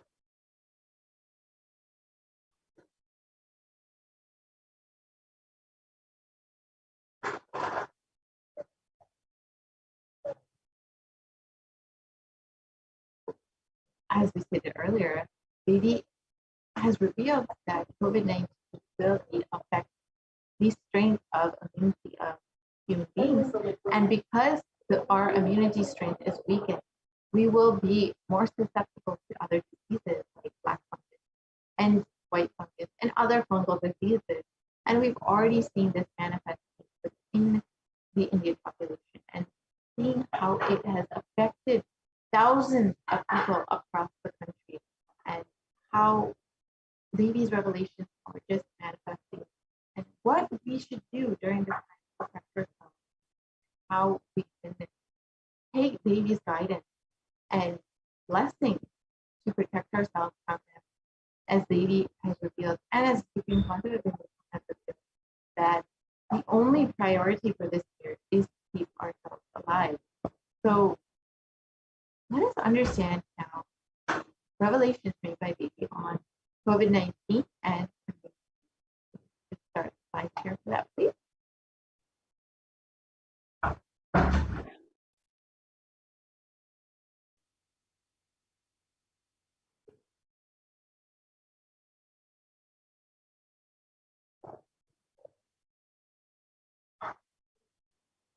So let us introduce the next slide, please.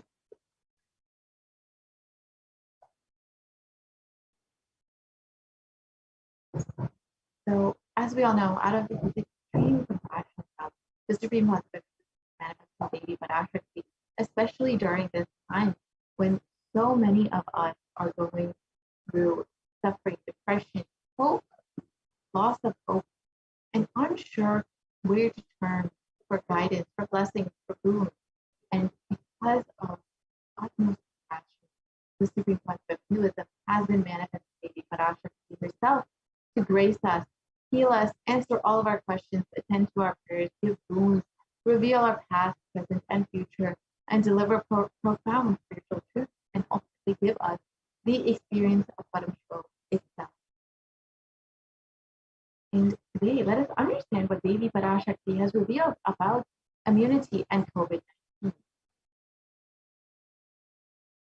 We already know that the world has been suffering for the past 1.5 years with this pandemic, and over 186 million people have been infected, and over 4 million people have already died. And these numbers are considered to be severely underreported within India alone. It is considered that there are up to 14 times the number of deaths as what has already been reported. You can see that India, in the world over, has been severely suffering from this pandemic. And we can see that India, US, Brazil, and France have been the worst affected countries during the pandemic. Let us listen to the Devi Parashakti's revelation made on the 18th of June 2021 and understand what she has revealed about COVID-19. First priority. Still, you are all not realizing the power of my words when I say Corona is very much out there. With the support of decision makers, rulers, people who are supposed to protect all of you, due to their irresponsibility, it is there and getting more and more strengthened. It is becoming more and more stronger in multiple forms. And all the other diseases which are waiting to attack human bodies, because Corona has made the immunity strength weak in human bodies. Human bodies have lost the strength of immunity power. All the multi-layer after effects and side effects of this pralaya in political situations, economical situations, social situations, mental situations, in every level.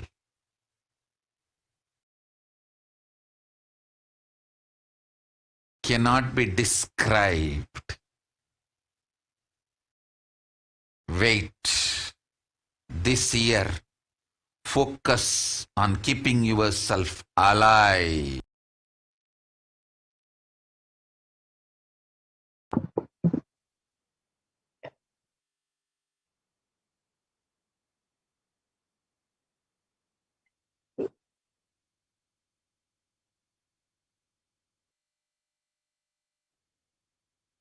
If not, we can move to the next slide, please.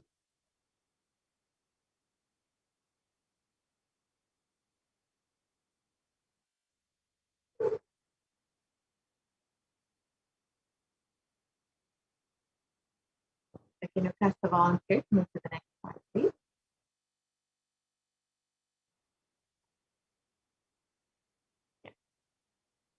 So on the 18th of June 2021, they revealed, still you are not realizing the power of my words.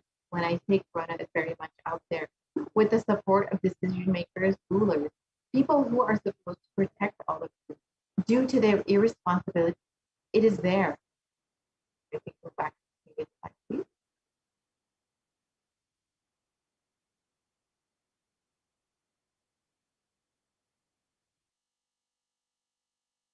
Sorry, can we go back to the previous slide, please?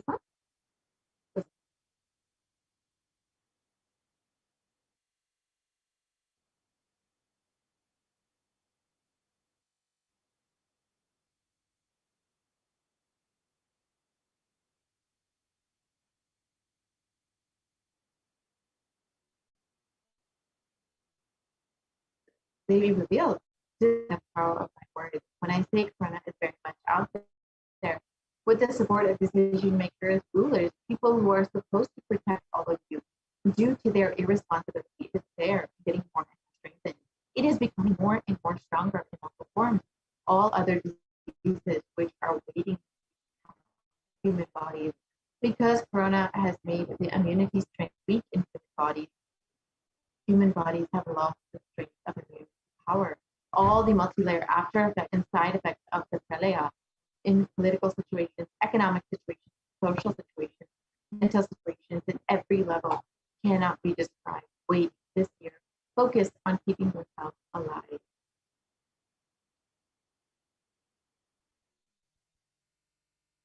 So let us look at the three main revelations that corona has made in these week.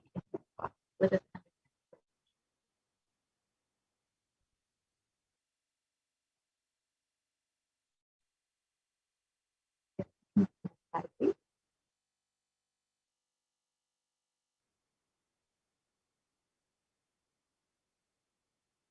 On the 29th of June, it was published in Science Daily that new research suggests that a coronavirus infection actually alters the biomechanical properties of red and white blood cells.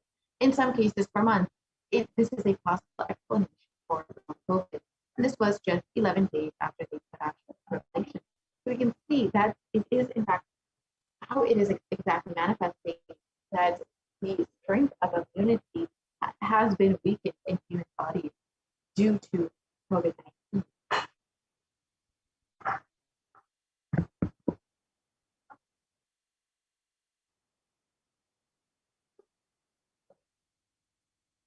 Yes, we can. And the article continues on. Sorry. The article continues on that COVID-19 significantly changes the size and stiffness of red and white blood cells, sometimes over months. And these results may help to explain why some people affected continue to complain of symptoms long after the initial infection of COVID-19. And this is what is considered as long COVID. So we can see that literally our immune strength is being affected by COVID-19 and how our immune response and how it is actually being affected because of the changes, the biomechanical changes within our blood system.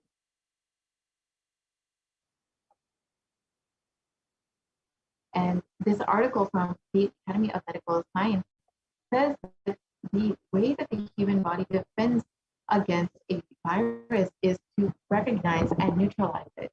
However, in Forbes, it was reported that coronavirus actually suppresses the immune system by disrupting the action of the body's immune cells.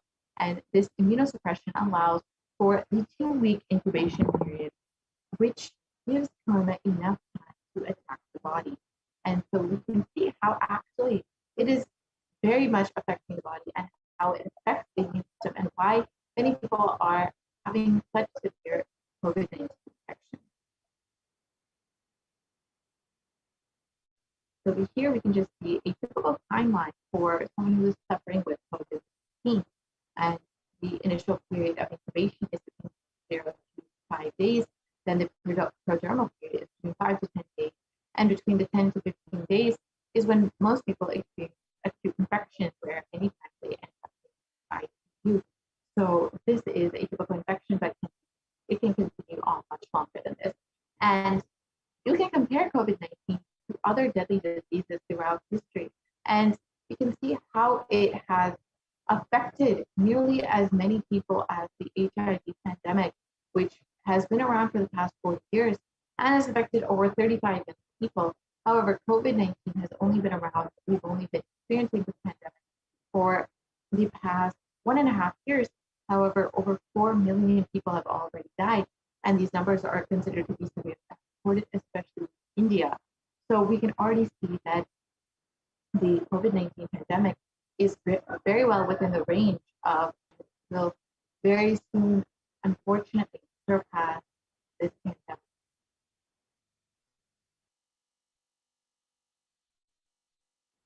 And further studies have been done by the University of Oxford, and they found that the cells are profoundly impaired after recovering from COVID-19. So we can see that literally the immune system is very very much being affected by COVID-19, and the British Society for Immunology have also claimed that the effects of COVID are far beyond respiratory health. It also affects our cardiovascular and renal system.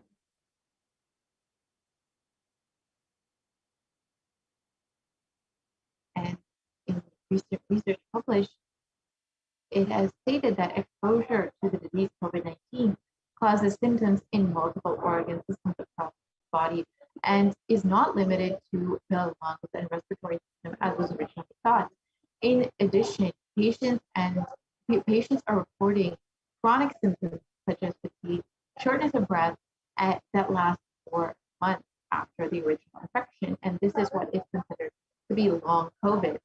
And this is due to the immune system actually being affected by the COVID-19 infection. This is exactly what the Parashakti revealed. And long COVID can affect the lungs, cardiovascular system, circulatory system, and can cause fatigue and inflammation due to the effects on the immune.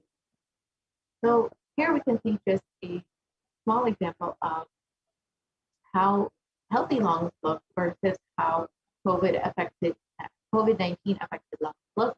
You can see on the left side, healthy lungs, and on the right side, you can see the COVID-19 affected lungs, which have much more scarring in them.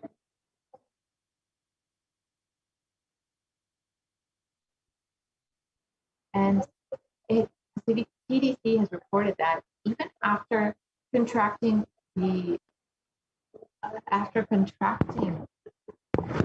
COVID-19, symptoms can last weeks or months after first being infected with the virus. And this can affect multiple organ systems and is not just limited to the respiratory system, but it can affect the lungs, the heart, the kidney, skin, and brain function. And this is exactly as they revealed, even after contracting COVID-19 and even recovering from the disease, your immune system still remains weakened and you become much more susceptible to it.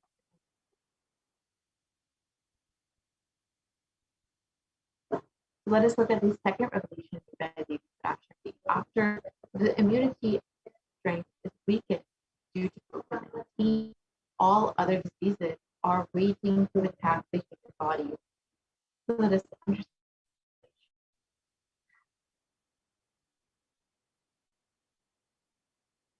In India, there has been a very serious outbreak of black fungus, white fungus, and other fungal diseases, and they affected primarily COVID-19 patients who were recovered. And in one article, they reported over 9,000 cases of the rare infection, and in another, they have reported that over 4,556 patients have been previously COVID-19 patients out of the 5,424 people who have been infected with black fungus.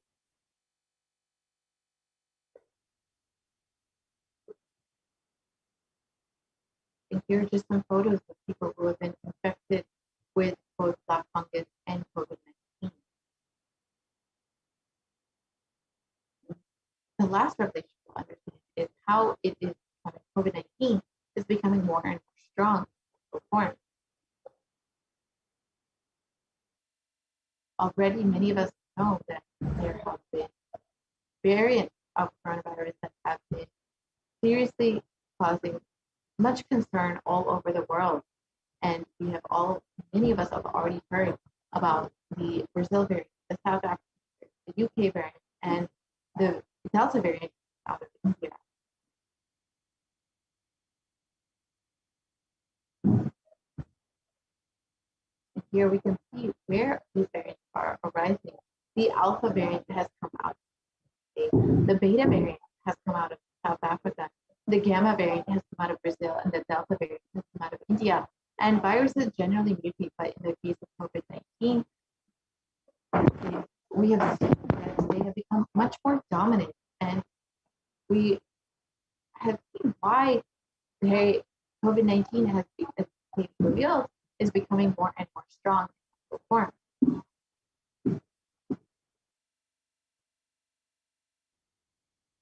And the dangers of the these variants was further highlighted when the World Health Organization categorized the Delta variant as the most highly transmissible of COVID-19. And it was recently reported that the Delta variant was the primary cause for India's second wave of COVID-19.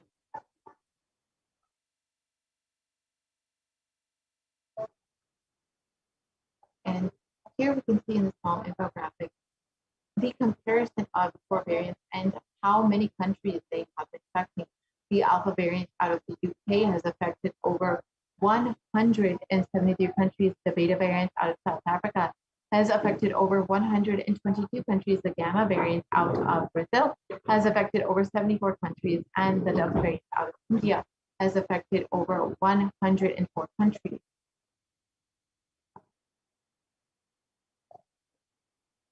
And other variants of coronavirus have also recently been emerging, and studies have suggested that that the Delta variant is around 60% more transmissible than the Alpha variant, which was already more contagious than the original strain that came out of China. And secondary attack rates have been known to be between 51 to 67% higher than that of the Alpha variant. And as far as the Delta variant, you can see already how much the world is being affected by the variants that have been arising out of different places. And the Supreme Court of News has already revealed that there will be other variants arising, including the Delta Plus variant and the Lambda variant, which will be affecting India very severely in the coming months. Let us listen to the Parashakti revelation on the 14th of April, 2021.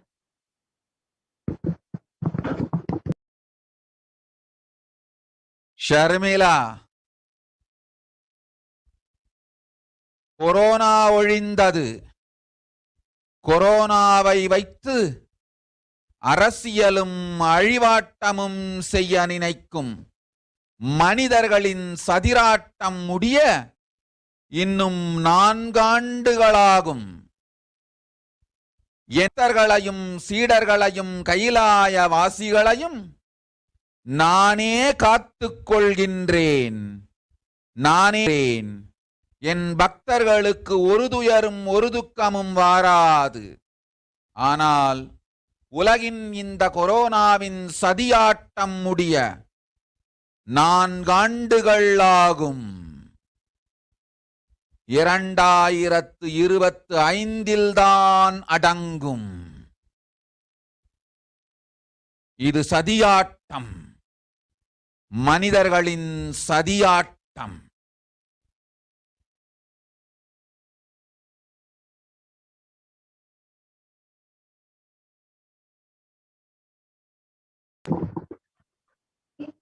So let us understand Devi Parashakti's revelations in English. Corona is destroyed, but will take 4 years for the political conspiracy to fight end. I will protect my devotees, disciples, and Kailasa-vasis. No suffering will come for my devotees, but it will take 4 years for the conspiracy of Corona to end. It will come to an end only in 2025. It is a human conspiracy. So Devi revealed that only in 2025 will we be seeing the end of this Kalaya.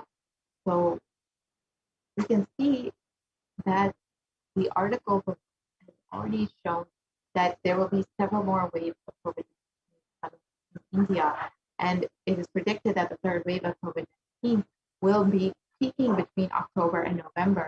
And Devi reveals that actually in the Purtasi month, we will see the beginning of the third wave, Purtasi month, between August and September. And as for Devi's revelations, we can see that we will be experiencing many more waves of COVID-19. So with all of these variants and all of the waves of COVID-19 coming up, how can we protect ourselves during this time? Where can we turn to the solution?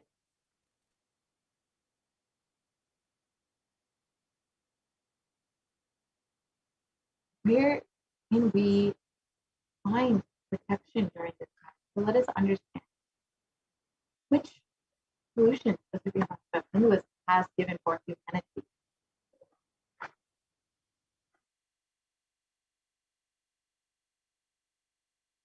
Kailasa is the only place that is safe right now. And the Supreme Concept of Hinduism is the only hope. The Supreme Concept of Hinduism has, in fact, opened up all of the Kailasa enlightenment ecosystems within India for the sake of multi-layered quarantine, whether you're a devotee, a disciple, or even interested in becoming a resident or not of the Kailasa enlightenment ecosystem. You are more than welcome to have the benefits of multi-layered quarantine in the Kailasa ecosystem. Every Kailasa has been opened up for the sake of quarantine.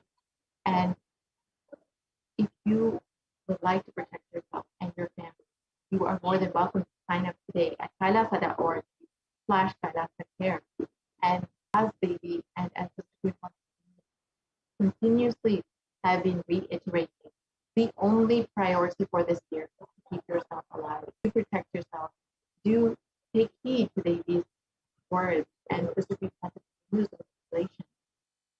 You can sign up today and experience the multi-layered quarantine and the protection of the Supreme Court.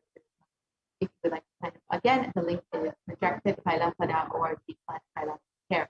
With this, we will be concluding this segment of the program, and we will be entering into the next segment where we can understand some of the offerings that we can make to Devi Parashakti. Already over the course of the last several months, Devi Parashakti has been blessing us, gracing us, and giving guidance during this time of uncertainty. Now, if you would like to offer your gratitude, Devi, for all of her blessings, her boons, her guidance, you are more than welcome to offer something from your heart to Devi Parashakti, so we can see what all we can offer and understand what benefits we can receive from these offerings. So we will be right back with a very quick break and enter into the offering section in just a moment.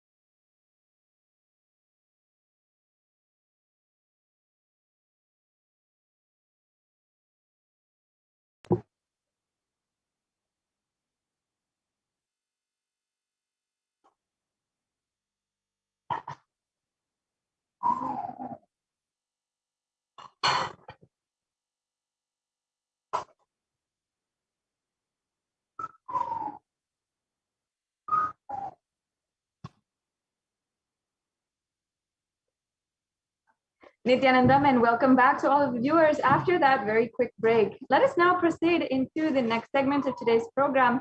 And I am extremely excited to be able to announce to each and every one of you that there will be a live satsang tonight at today morning.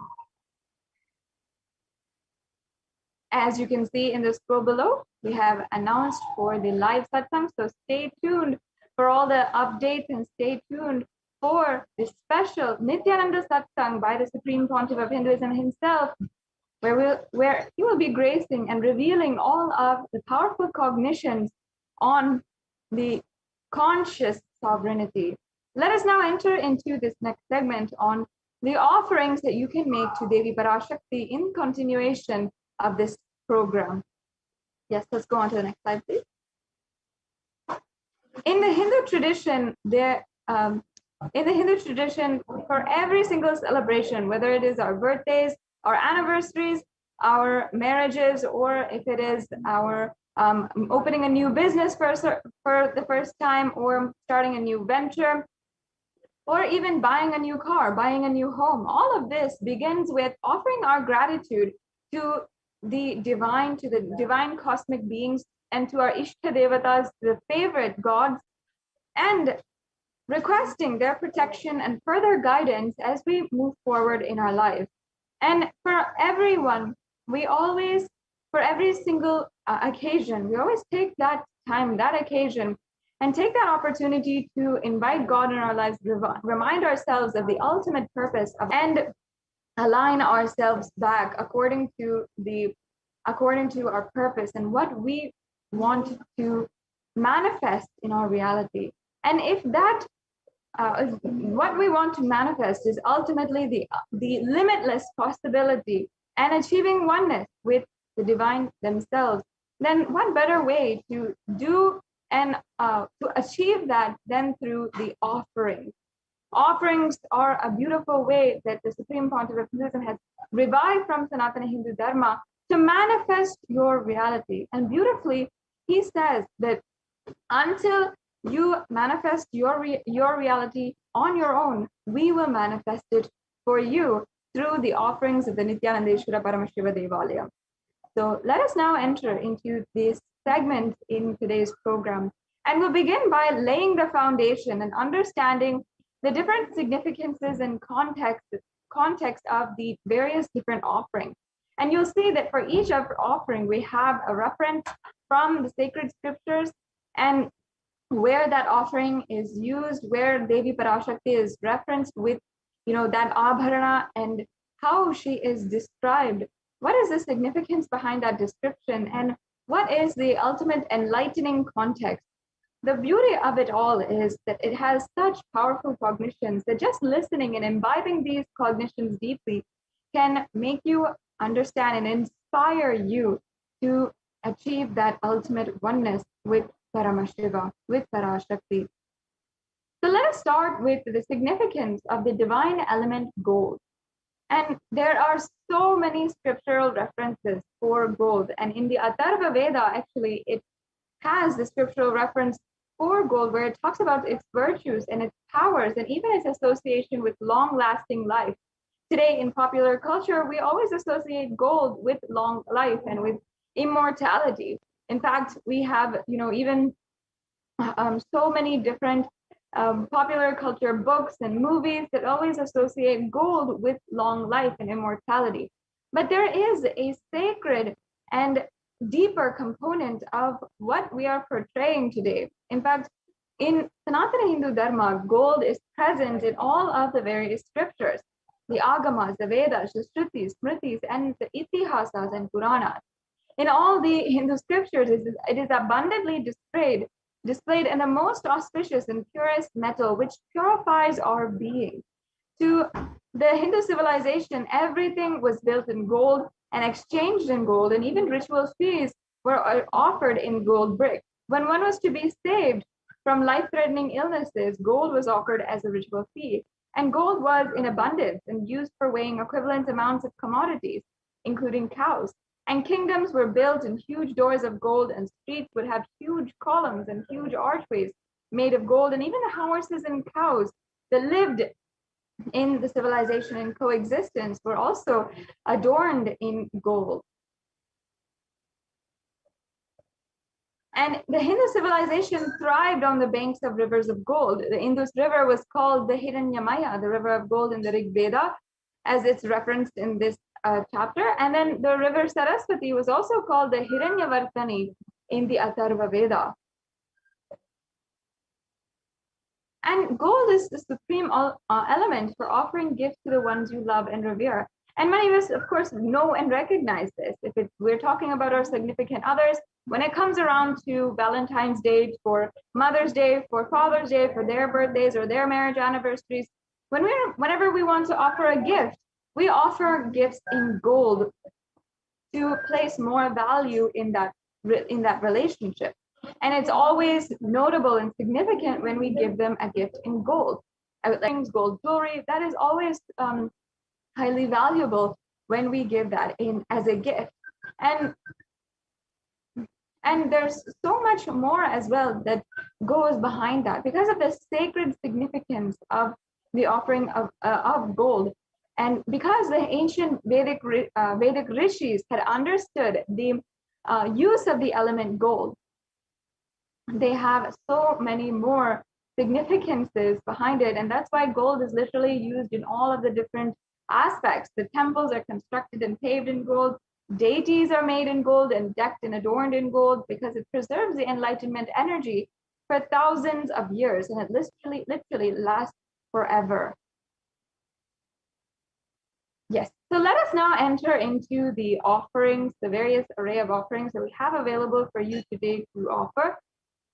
And once again, a reminder to all of the viewers that we have a live satsang today, and an exciting news for each and every one of you, that you should make sure that every single one of your family members, your friends, everyone whom you know is joining in right now. So I invite each and every one of you to share this program link and let us spread the news that there will be live satsang today by the Supreme Pontiff of Hinduism. The next slide, please. Yes, so let us now enter into this first offering, the Sahasranama Swaranakasu. And this is an ode and tribute to Devi Parashakti, who is referred as Nama Parayana Prita, she who likes the repetition of her various names. This is from the Lalita Sahasranamam, verse 731. And the beautiful significance in the Sahasranamam is actually very well known and understood in Sanatana Hindu Dharma. It is a recognized practice for attaining more peace, for having so many beautiful positive thought currents inside of you. And the truth of the matter is that whatever we cherish inside of our inner space, whatever vibrations are being cherished inside of our inner space, that is what we manifest into reality. If we continuously are cherishing suffering and cherishing negative thought patterns in our life, then we will manifest that in some way, just even if we do not want it consciously, somehow, some way, you'll see it manifest into your reality.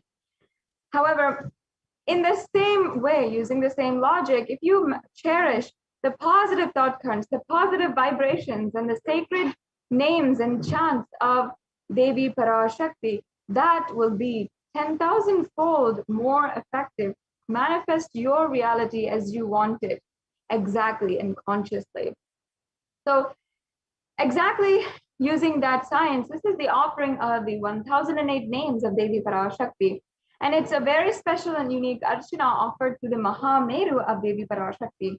You can offer a gold coin to Devi Parashakti to manifest any dimension or attribute of Devi Parashakti that you always wanted to imbibe within you. All of the Ananta Kalyana gunas will manifest for you. So yes, the next offering is the Mukta Anguti, the finger ring with a pearl. And this offering is referenced from the Meenakshi Pancharatnam, where Devi Meenakshi is described as Mukta Harana, or wearing a crown which has garlands of pearls. So the pearl actually represents compassion in the Vedic tradition. Let me now chant this beautiful verse from the Meenakshi Pancharatnam. मुक्ताहारणलसत्किरीटरुचिरां पूर्णेन्दुवक्त्रप्रभां शिञ्झन्नूपुरिकिङ्किणीमणिधरां पद्मप्रभाभासुरां सर्वाभीतफलप्रदां गिरिसुतां वाणीरमासेवितां मीनाक्षीं प्रणतोऽस्मि सन्ततमहं कारुण्यवारां निधिम्. Now, the English translation says, I bow down to the goddess Meenakshi, whose crown has garlands of pearls and face shining like a full moon, who wears anklets that are studded with gemstones and has small bells, who is shining like the splendor of a lotus, who grants all the wishes, the daughter of the mountain, who is worshipped by goddess Vani and Rama. I remain ever bowing to the goddess Meenakshi, the ocean of compassion.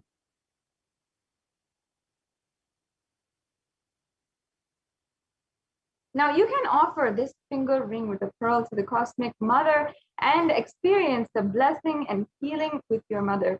And the significance here is that actually Devi Meenakshi is the very sovereign queen who ruled all the 56 deshas, all the nations, and brought it under one rule. And this was the highest ambition, and therefore she manifested literally Kailasa on planet Earth. And through her compassion for humanity, she brought the next breakthrough for the whole humanity at this period of time. So the finger ring with a pearl being a symbol of compassion, you can offer this to Devi Meenakshi, the incarnation of Devi Parashakti, and be granted with all of her compassion and bestowed with all of her blessings. Yes. Let's now go to the next slide. Yes.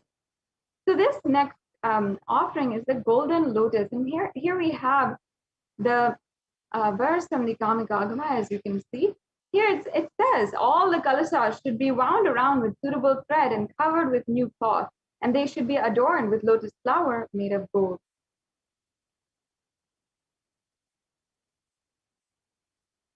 And there are hundreds of scriptural references for using lotus in the worship of Paramashiva.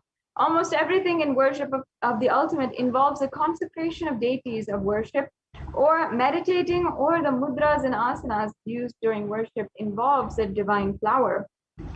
And it is not just the lotus flower, but also the lotus leaf, the pericarp, the lotus petals.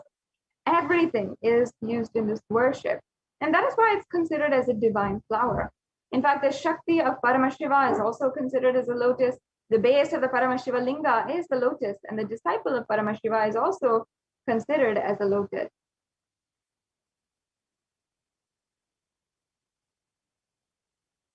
And you can offer this golden lotus in any size you wish to express your gratitude and do the tyaga, express your gratitude for the tyaga, the sacrifice of the divine cosmic mother. The next slide, please. And the next offering, as you can see here, is the Swarna Metti, the golden toe ring. And nowadays, a toe ring is a very popularly used jewelry piece, but actually it has its origin and source from Sanatana Hindu Dharma, because the oldest reference is here in the Saundarya Lahari, which was at least 1,000 years old. And we adorn the feet of Devi Parashakti because her very toenails are said to be powerful enough to remove the darkness from your mind. And I'll just be chanting that verse now. Nakhadiditi samchana namajjana tamo guna padadvaya prabhajala parakrita saroruha. And the translation goes, you whose brightness from toenails destroys the darkness and ignorance from the minds of your devotees who prostrate at your feet, you whose brightness from your 2 feet overpowers that of the lotus flower.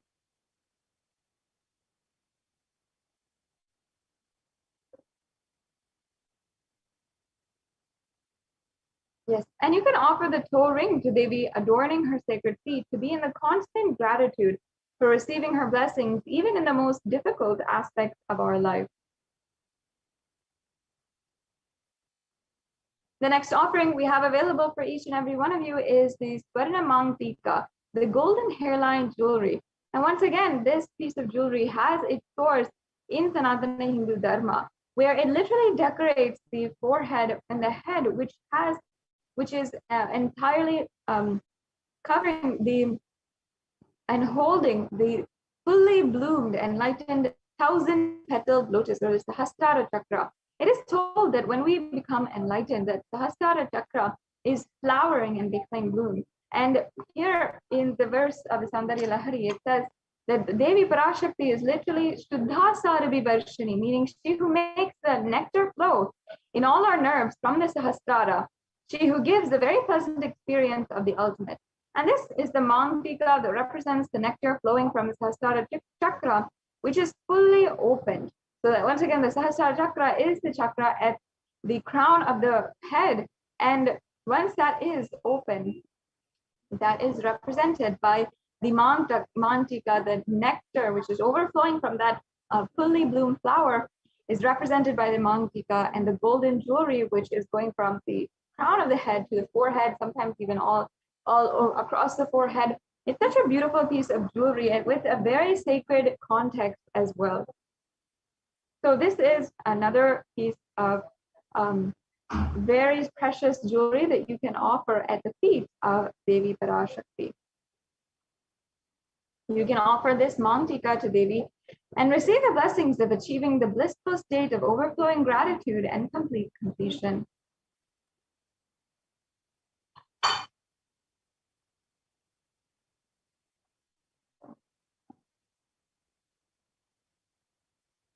So as you can see here, we have various different offerings. We have 9 different offerings that are available for each and every one of you today. The E-Hundi offering and the Sankalpa chanting, which we are yet to go through. We'll go through in just a few minutes. We also have the Devi Sahasranama Kastu, the Mukta Anguti, the Swarna Padma Pushpa, the Swarna Mangtika, the Swarna Metti, and the Pratyaksha Pada Puja, as well as the Vastra Seva. And so that each and every one of you can be comfortable and you can offer these different offerings at the feet of Devi Parashakti. You can ensure that you are offering something, but however much you wish, with various levels of offerings as well as different kinds of offerings. The E-Hundi offering is available also through the YouTube Super Chat as well. It's available in it's also available through the registration links, which you can see here as well. And you can ensure that you can make any offering that you like, anything that you feel is expressing your gratitude, and if you feel that you want to express your gratitude today, then you can make one of these offerings. The E-Hundi offering is an offering that you can make, and it is basically any kind of offering, any amount that you would like to make at the feet of Devi Parashakti. And this is a ode and tribute to Devi Parashakti, who is known as Bhakti Priya, the one who is the lover and adorer of all kinds of devotion. And literally, she just accepts that devotion that you have if you offer it at her feet, and she will accept it and unconditionally pour her love, everything that is in abundance to her, to you. And she'll do that without asking for anything or without even having any kind of vested interest. So you will see how that manifests in your life. You can offer this this E-Hundi offering, and it's available for you to do through the YouTube Super Chat. Many of you are joining in through the YouTube Super Chat, and you will be able to see in just a few minutes how you can offer that as well. And there's a beautiful verse describing Devi Parashakti from the Lalita Sahasranamam. Yes, we'll go through the links now as well. And there's a beautiful verse where it describes Devi Parashakti as Bhakti Priya, Bhakti Ghamya, Bhakti Vashya, and Bhayapaha, meaning she is the one who accepts all the different types of emotion, and she is the lover of true devotion, and she will literally take away all the different types of fear that you have in your life. So it's a very powerful statement that is being made here. And as you can see now, there's a 3-stage process for making a payment today. And you might be in any one of these stages, and there's no pressure, obviously, for you to go to the next stage. You can make these as long as you are comfortable and you're offering out of your complete gratitude. There are so many thousands of people out there who have had Devi Parashakti's blessings in their life and who have asked a question, have received Devi Parashakti's blessings, and are literally yearning and seeking for some way in order to offer their gratitude. And as you can see here, once you go to the payment link, you can select an offering and then add that to your cart. And once you're ready for a payment, then you can go to review your cart and proceed to checkout. And then once you proceed to checkout, then you can fill out your payment details. And as you can see, you can pay with various different types of credit cards and debit cards. You'll fill out your billing details and then you will submit your payment, as you can see. And then after you submit your payment, you have to make sure that you're filling out the Sankalpa 2021 form.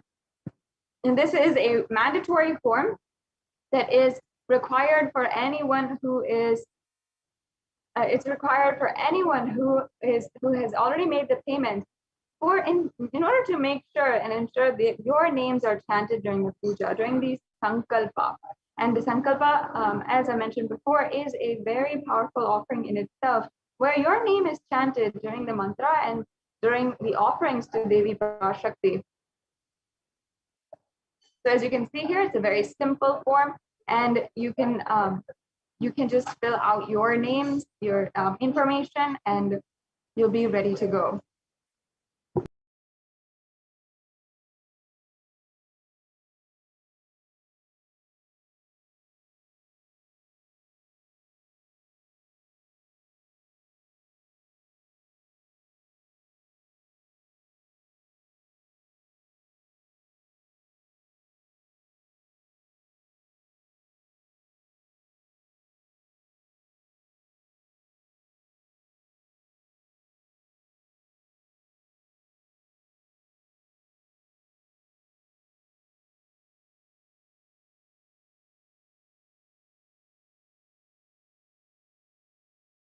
Yes, so as you can see here now, if you are interested in making an offering, but you might not have the resources at the moment, you might not have the money or the time or any kind of resource at the moment to make an offering, then you can fill out this registration form and ensure that you are signed up, and you can get more details.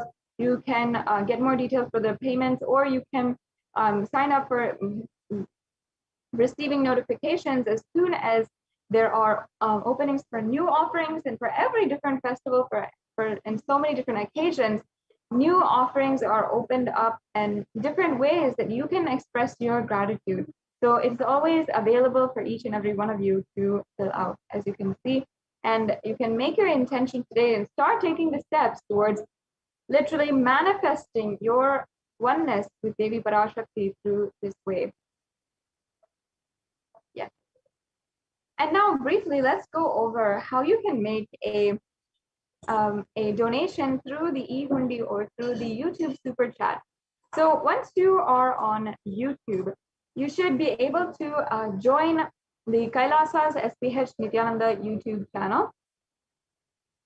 And once you are once you are joined as a member of the YouTube channel, then you can go to the right-hand corner of the chat, and then there'll be a $sign. You press that, and you can choose the YouTube super chat or the YouTube super sticker, and you'll be able to see exactly what you want, what kind of donation you want to make, and it'll help you proceed with the next steps. You can either pay through credit card, debit card, and there's also an option to pay through PayPal.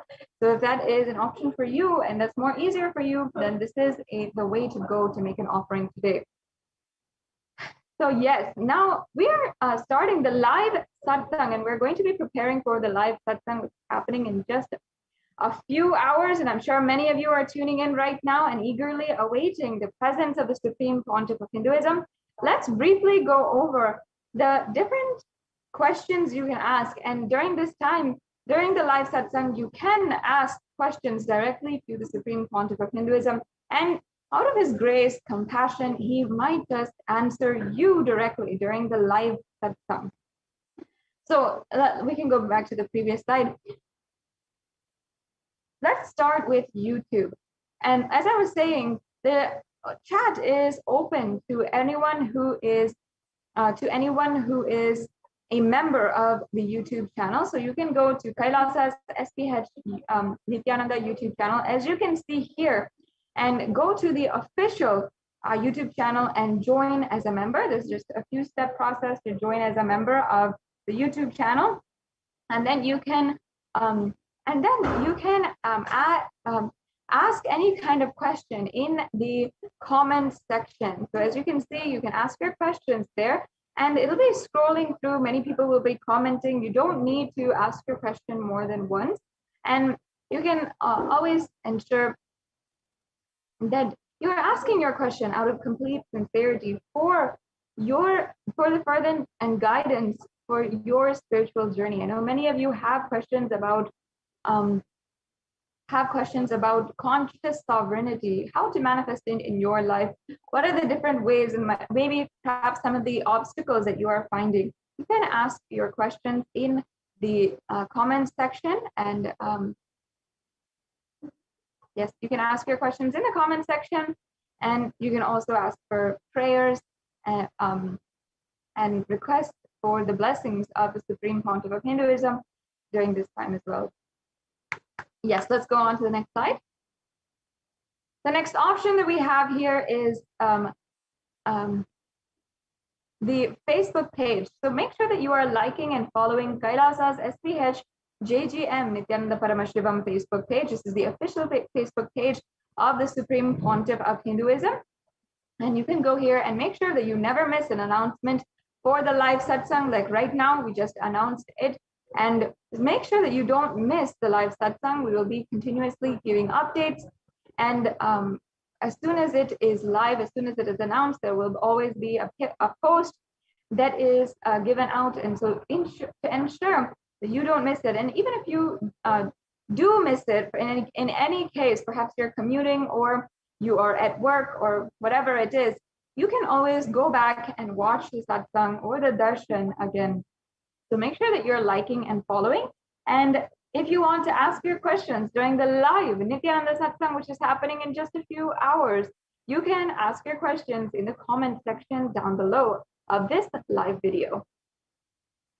Yes, the next slide. Let's go on to Twitter. Many of us are spending our time on Twitter, so you can go ahead and follow at Sri Nithyananda, which is the official handle of the Supreme Pontiff of Hinduism on Twitter, and ask your questions by hitting reply to the live feed on Twitter using the hashtag #AskTheAvatar.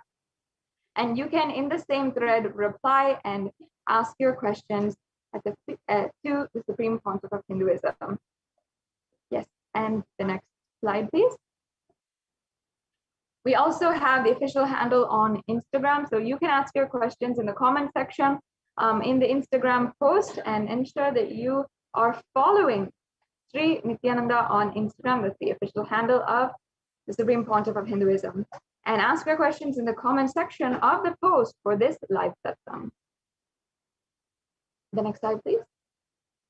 Finally, you might not be social media savvy, or you might not have any social media presence right now. So you can ask your questions through WhatsApp. So there is a WhatsApp widget on kailasa.org. You can connect with us on WhatsApp, and your questions will be relayed to Devi Parashakti herself during the Devi Bhava Samadhi Darshan. As well, during the live satsang, they will be displayed in front of the Supreme Pontiff of Hinduism, and your question might just be answered by the SPH himself. And there's also an option on the website to ask through the live chat. That's another option that you have as well with if you do not have WhatsApp. So that brings us to a conclusion of this segment in today's program. And let us enrich the whole humanity with the news that the live satsang will be happening within a few minutes. And you'll see how this time just flies by, and we're going to be eagerly awaiting the darshan of the Supreme Pontiff of Hinduism before you know it. In the next segment, we'll be going over the updates from the representatives from the Adi Kailas Sarvagna Peetham, the Adi Kailasha ship, which was literally built over the last 2 decades by the Supreme Pontiff of Hinduism in order to help the whole humanity literally sail through this pralaya.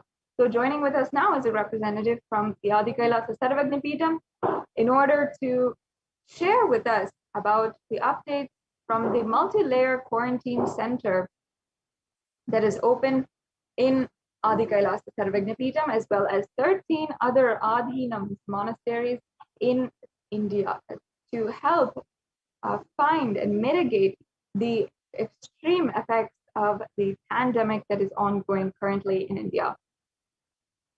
Yes, so this brings us to a conclusion of this segment. We'll now be proceeding on with the next segment in today's program after a very quick break.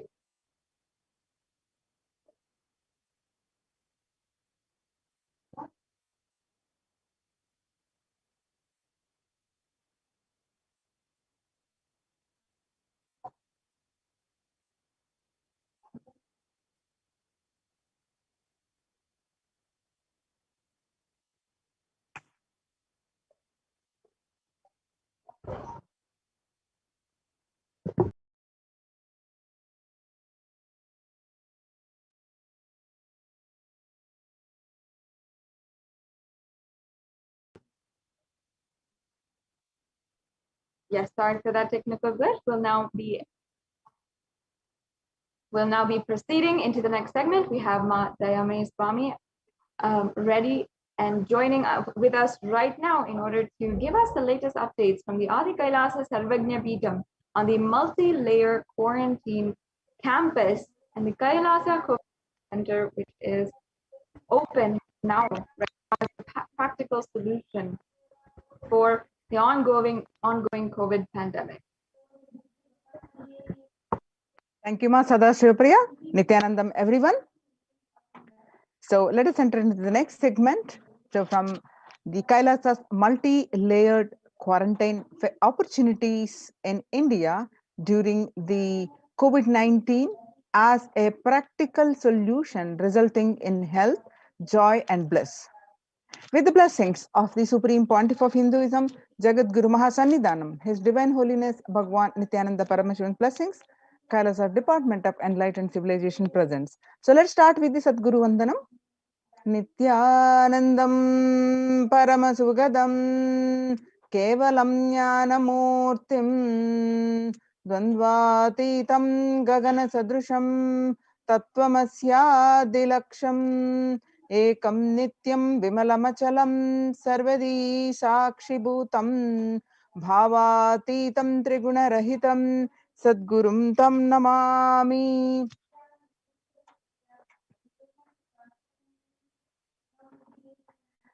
Akashic readings from the Devi Parashakti. On various occasions, Devi revealed that due to the pandemic, how the world is going to suffer with the especially the mental issues. And the state of the world reports across the world confirming the same. So on revelations to the world by Devi Parashakti on 5th June 2021, and Devi revealed that not only people dying in crores, financial and mental retardness, you will also see the minds getting collapsed. Freedom from all this suffering is the life of living enlightenment. First, prevent yourself from this deadly corona. Oh, people, do the job of saving your life as first priority. Listen properly, people. The only way to protect yourself from this overflowing cosmic pralaya and from the demonic people who search for destruction for themselves and for others because of pralaya, go to Adi Kailasa, getting shelter at the feet of Paramashiva. Save yourself from corona and death, economic crisis and mental collapse that is formed because of corona. Save yourself and move towards living enlightenment, move toward Paramashiva Paramporul, doing yoga and tapas, doing seva to all the devotees of Paramashiva, live a good life. Just for that, I have opened the doors of Adi Kailasa. For those in the universe, not only human beings, as even siddhas, jnanis, and yogis have come and doing penance in Adi Kailasa. For everyone who come, goodness, prosperity, jnanam, and yogam will overflow. Do not have fear, bliss is there. Do not have worry, I will protect with goodness. Just for that, I have opened the doors of Adi Kailasa. For all those in the universe, and not only human beings, as even siddhas, jnanis, and yogis have come and are doing penance in Adi Kailasa. For everyone who come, goodness, prosperity, jnanam, and yogam will overflow. Do not have fear, bliss is there. Do not have worry, I will protect with goodness. Happiness is there. Enlightenment is there. Do not have fear, bliss is there. I am solving sufferings. I am the Samayapurattu Kannattal who comes and helps at the right time. Revelations about the mental health issues by Devi Parashakti on 5th June 2021. We just saw the glimpses of that. Now, and the media articles confirming the same on 6th June 2021. The psychiatric symptoms like depression, anxiety exhibited by the COVID-19 patients, according to a new study, neurological symptoms like depression and anxiety are also showing to be the common in those who have contracted COVID-19, even in more mild cases.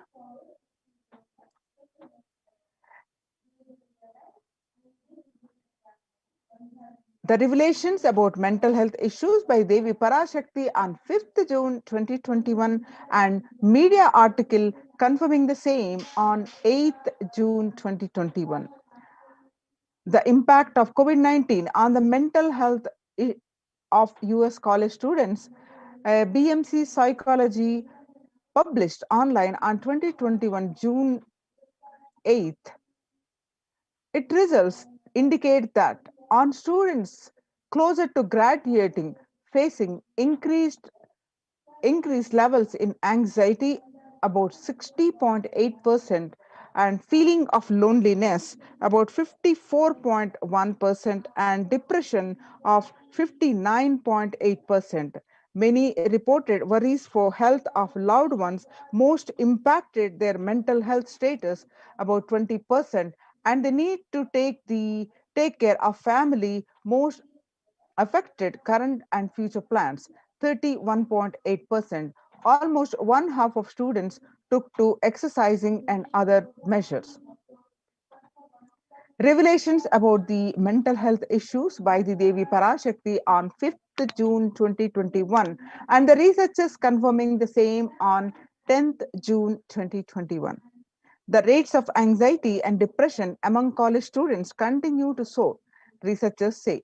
Researchers at the Dartmouth College, who have tracked the moods and behaviors of about 200 college students for 4 years, say the stress levels are at their highest.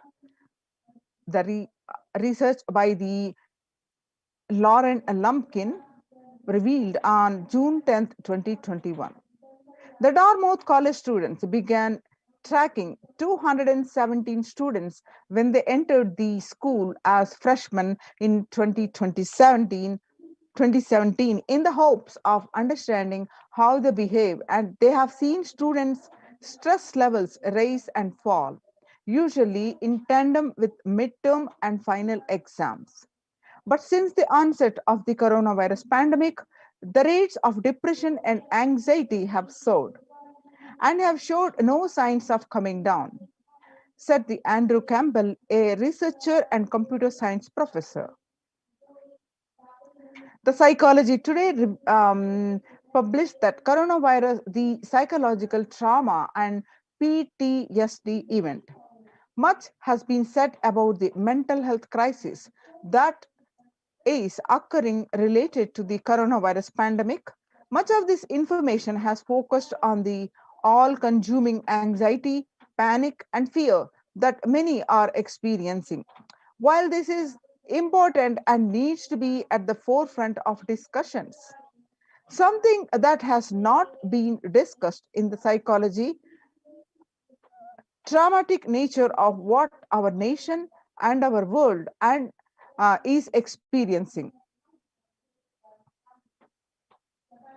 The increased prevalence of post-traumatic stress disorder is expected to emerge as the primary factor driving the growth of the global post-traumatic stress disorder PTSD therapeutics market. Over the period of assessment revealed that global post-traumatic stress disorder, that is PTSD therapeutic market, which what used to be in as the 2099 what it used to be, and the how much $1 billion used to be, and it's going to be 11% increase in 2027.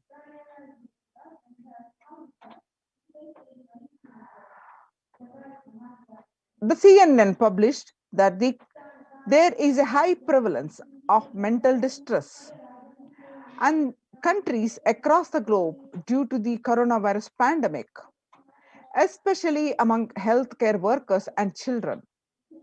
According to the United Nations and the World Health Organization, the impact of the pandemic on people's mental health is extremely concerning.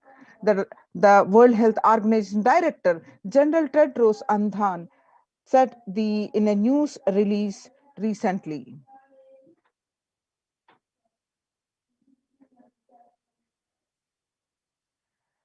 The news articles continue revealed more on the mental health of public, that it is now crystal clear that mental health needs must be treated as a core element of our response to and recovery from the COVID-19 pandemic, Tedros said. Yoga improves mental, spiritual, and physical health. People who practice yoga experience less anxiety, less depression, and fewer symptoms of post-traumatic stress disorder.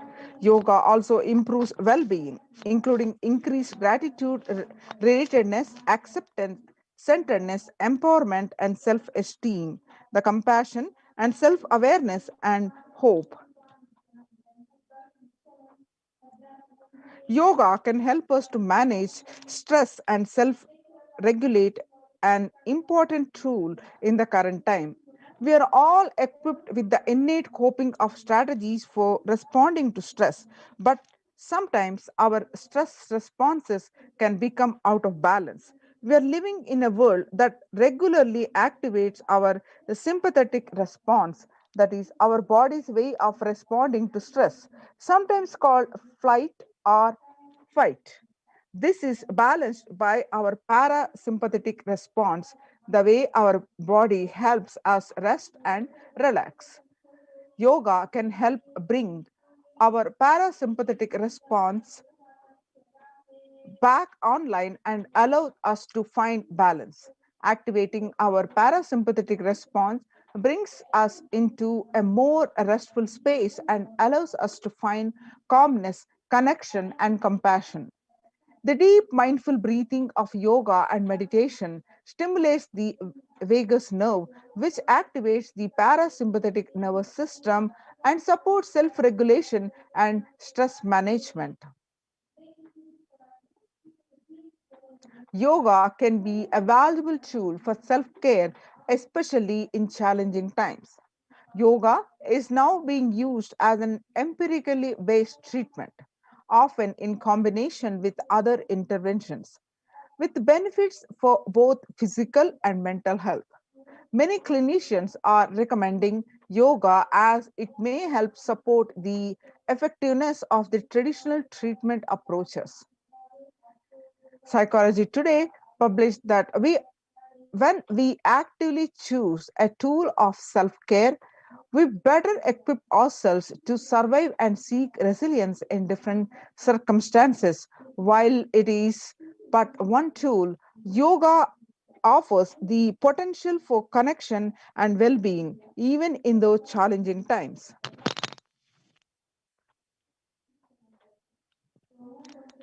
Spirituality benefits mental health. Research shows that individuals have better mental health if they belong to a particular community or have religious beliefs. Spirituality can help people in many ways. First and foremost, spirituality or religion can help find meaning in their lives, which is instrumental in improving one's mental health.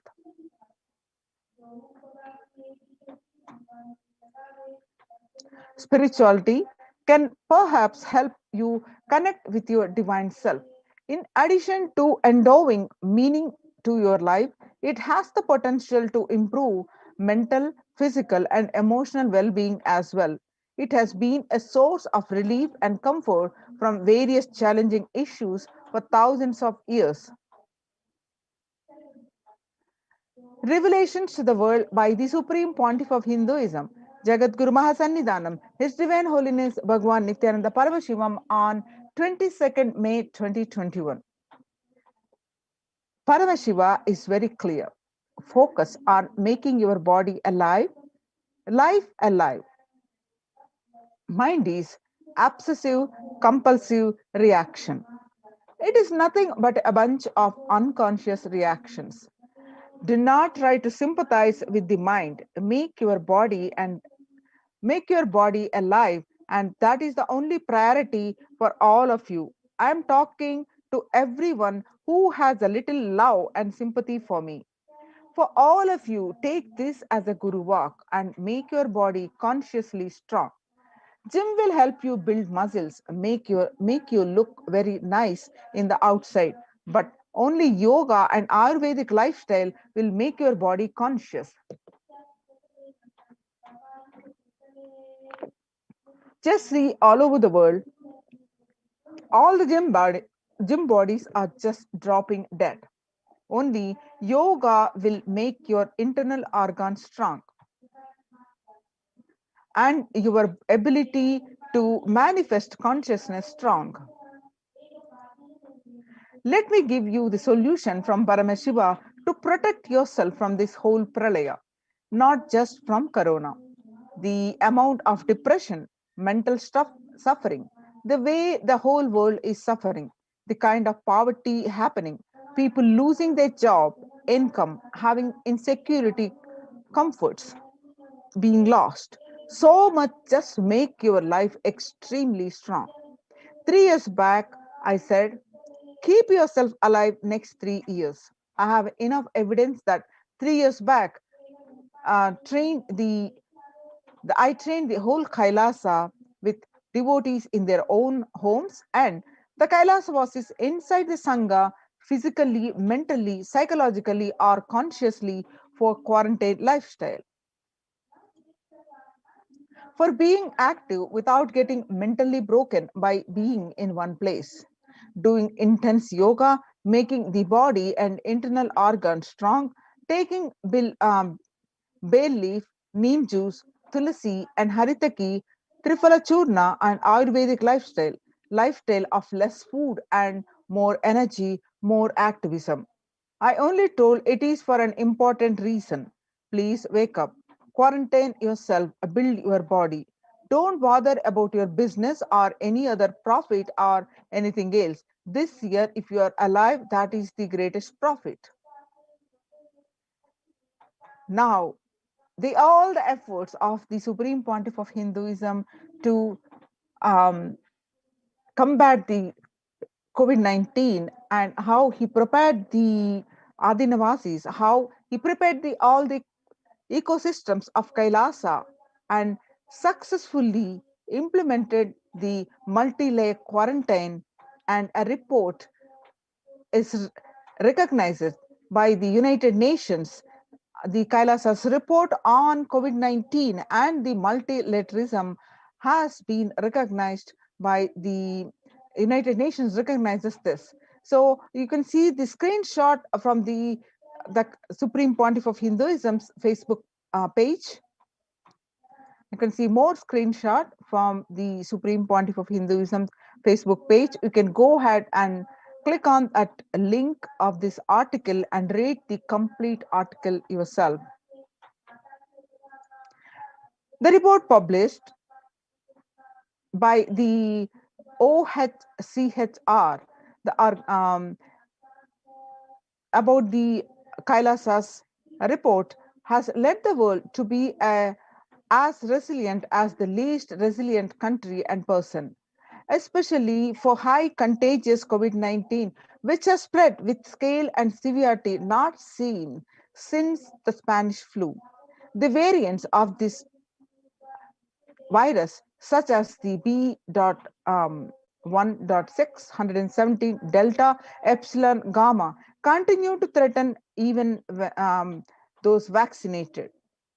Secondary diseases such as black fungus are targeting COVID patients and killing almost 1 in 2% in such cases.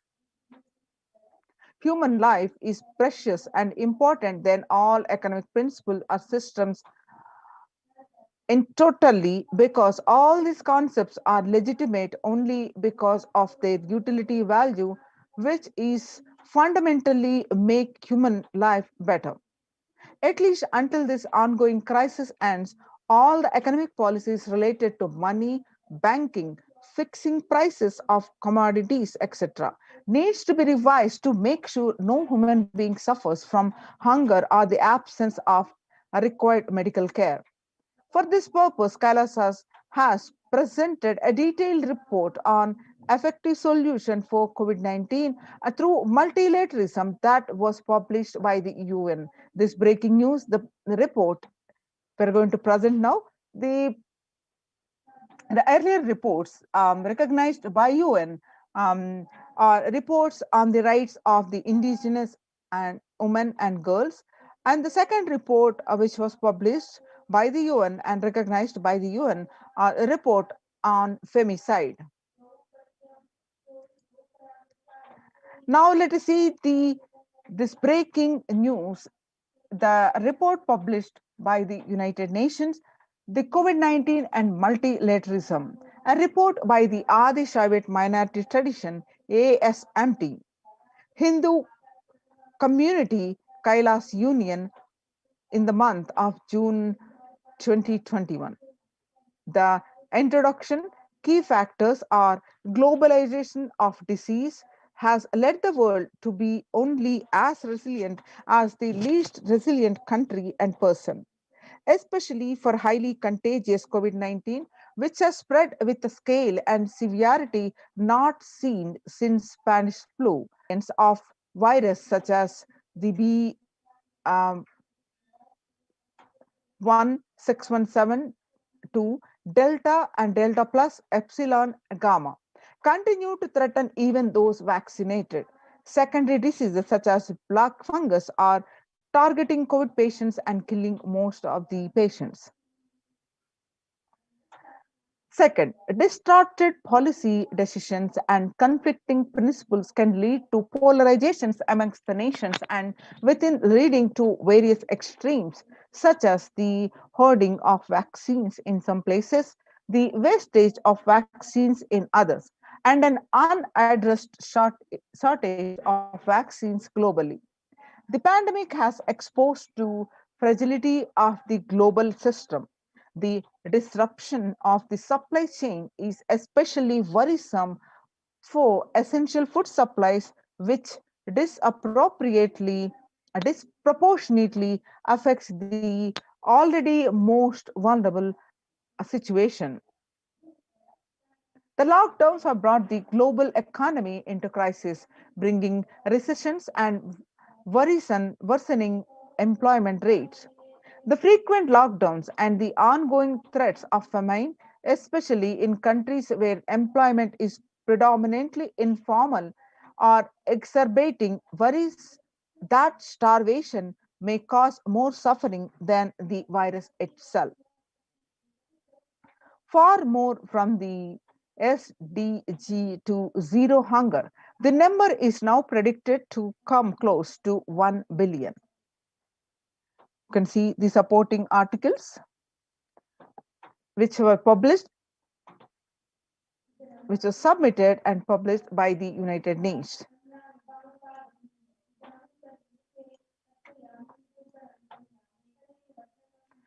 Now, as per Hindu principles, the world, including the economy, evolves through 5 phases: the creation or growth, sustenance or stagnation, recession or revitalization, reinvention, and breakthrough.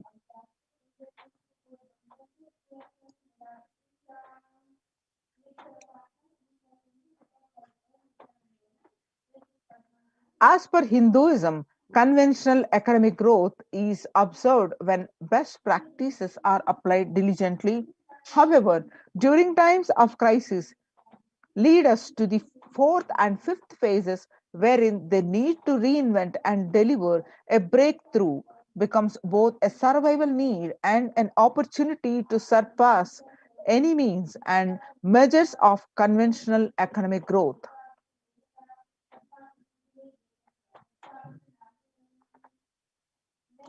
According to the key nations, increased public expenditure during the Great Depression of 1929 improved economy. However, the government never completely gave up trying to balance the budget, which resulted in it never spending enough to bring the economy of recession until the Second World War. Similarly, the current crisis requires governments to temporarily discard, trying to balance the economic interests that compromise quarantine, safety, and put human life at risk, and rather reinvent their economic strategies and multilateral coordination for benefiting during the subsequent breakthrough period after the end of the crisis. The Hindu multilateralism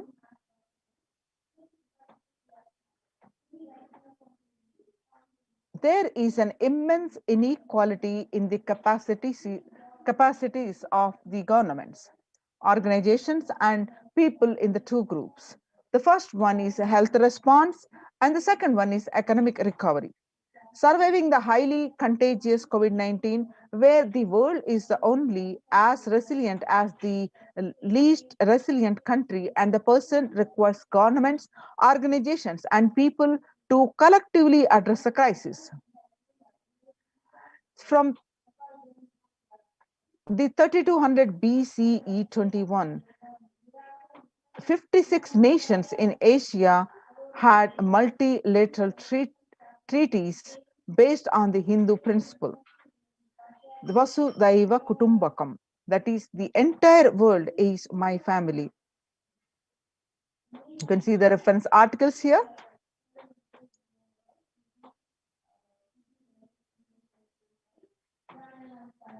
It provides the sustainable community livings with multi-layered quarantine. Home or self-quarantine is not a viable solution for a vast majority of people for either health safety or economic reasons. In Assam, one of the state in India, home quarantine has been reported to be primary reason for a large number of deaths.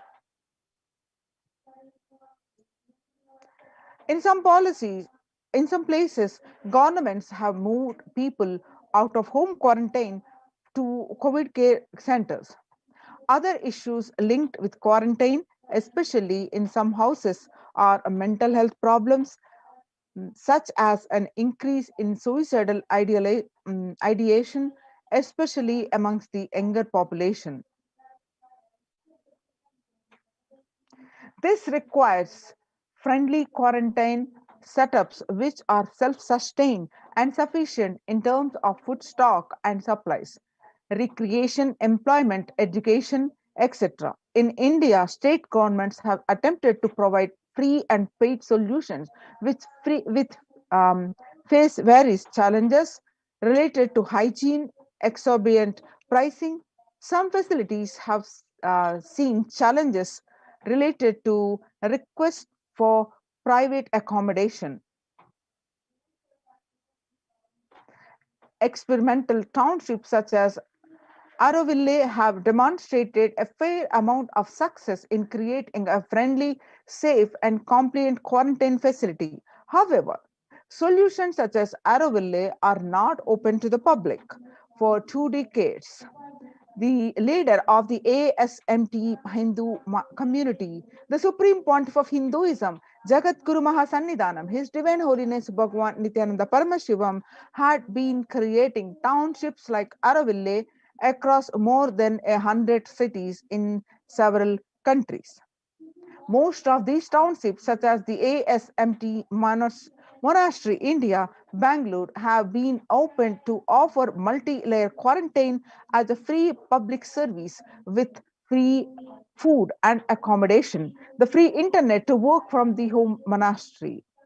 The ASMT community has seen a fair amount of success in these townships with zero reported cases of COVID infection in the past 2 years and has already saved many lives.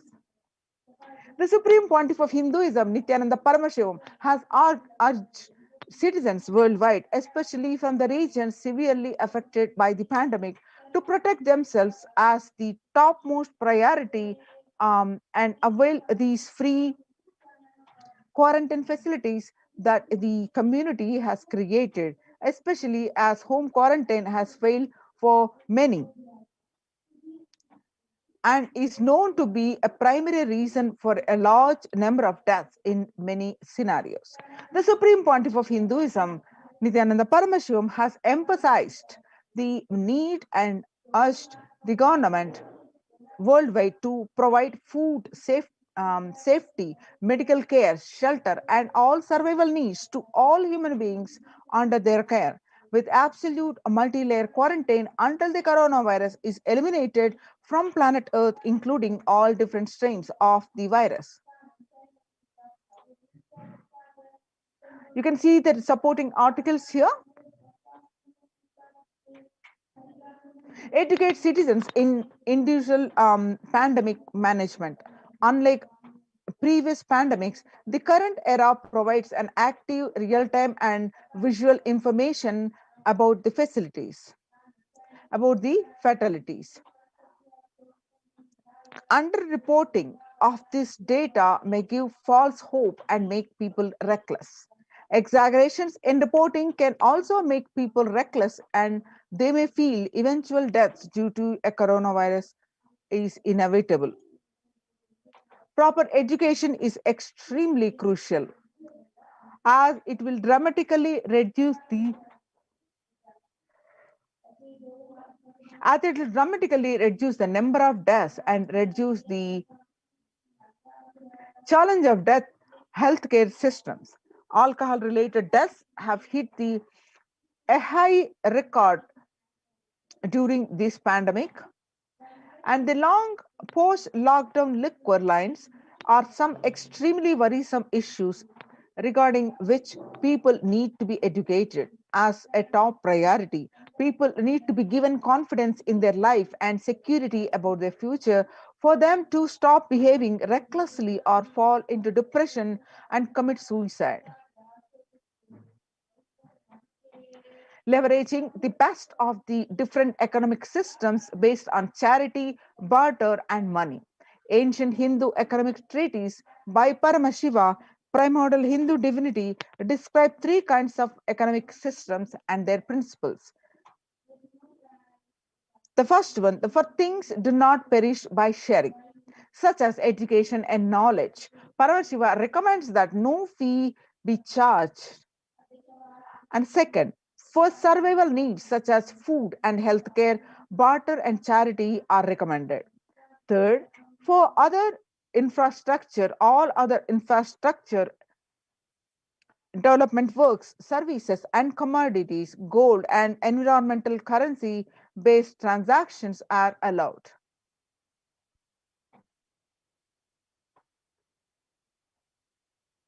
These systems are still in practice in modern day, but the grossly overlooked and not sufficiently studied with their close relation to mainstream economics. The World Health Organization and the GS, GISAID provided early aspects to data regarding the virus. This is an example of an open knowledge based economic policy where the critical data about the virus was not monetized. Similarly, South Korea helped the USA access mass and testing kits. And there was a hope that this would lead to a reciprocal arrangement in terms of vaccines, which is like a barter based model allowed in food and healthcare.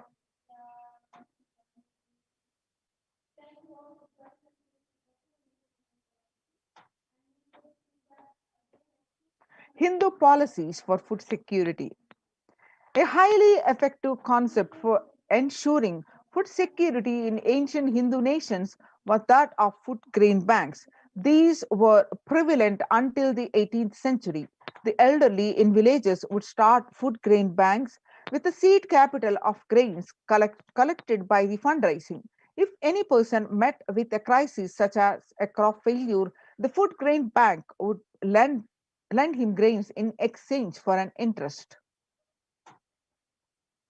Compound interest was prohibited in grain banks, which the debtor was expected to return with the principal grain amount during the next harvest.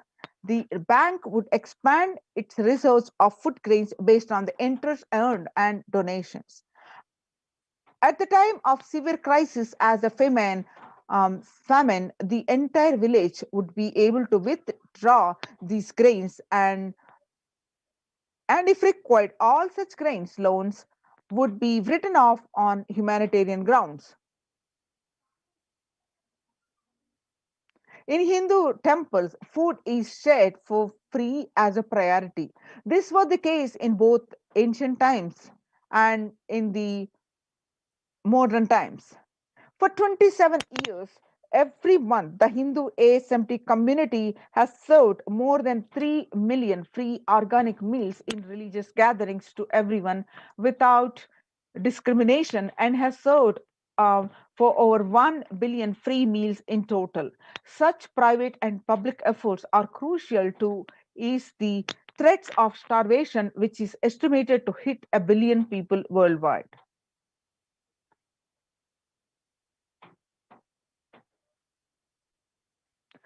Monitor global health. The crisis requires the governments to take aggressive, proactive measures to monitoring health. The smartphone applications have been used by government that are based on health code health code color systems that categorize individuals into three color groups based on their health status and travel history, and then determine whether they need to be quarantined. You can see the supporting articles as part of the document that was submitted.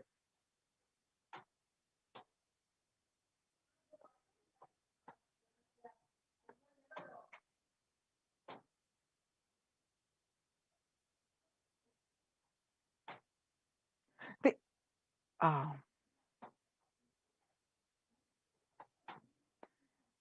the traditional medicine in Hinduism, nature and planet are respected as the living divine mother energies capable of providing us with all our survival needs, the food, medicines, etc. Through traditional medicines such as TCM and Ayurveda are effective in addressing COVID related issues. And the few years ago,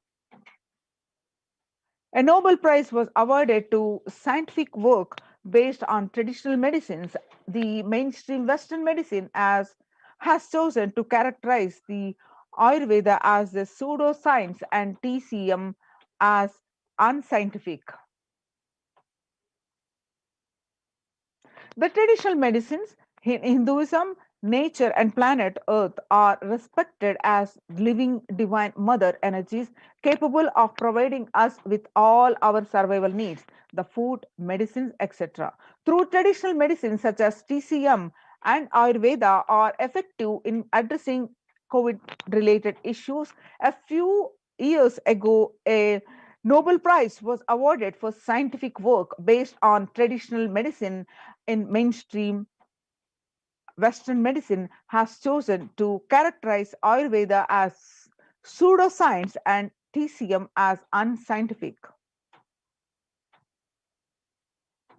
Such demeaning of traditional medicine systems have led nations to consider taking defensive unilateral decisions to protect with their interest. The outright rejection of traditional medicine is not wise, and such policies should be revisited, especially as these medicinal systems are time tested and have kept people healthy for several generations. Kailas Union recommends governments worldwide provide solutions like Kailas's Hindu medicinal care, which includes completely free of charge services such as Ayurveda, yoga, Siddha, and Western medicines, and the multi layered quarantine for complementing their ongoing public health efforts.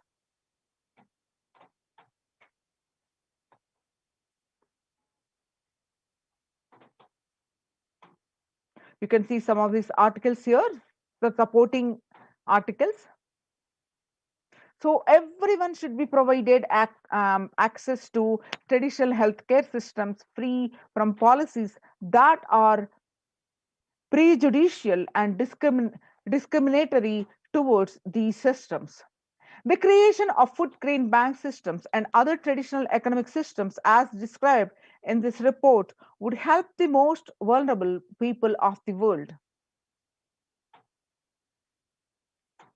You can see the supporting documentation here.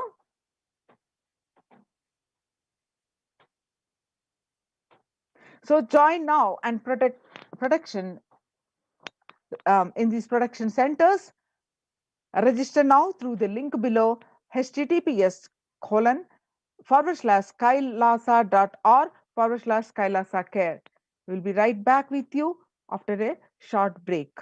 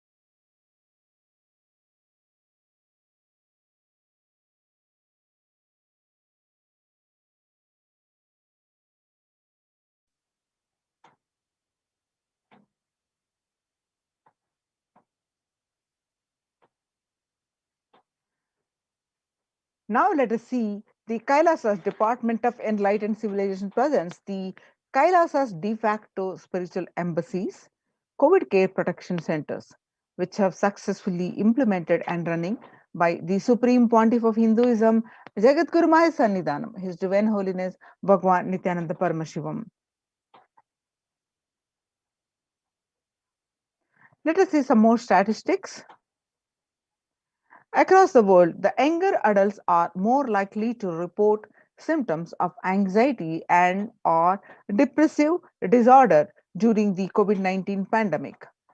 The young adults who are ages at 18 to 24 are at the most affected of these anxiety and depressive disorder, which is 56.2%, and the ages 25 to 49, 48.9, and ages 50 to 64 of 39.1%, and ages 65 about 29.3%.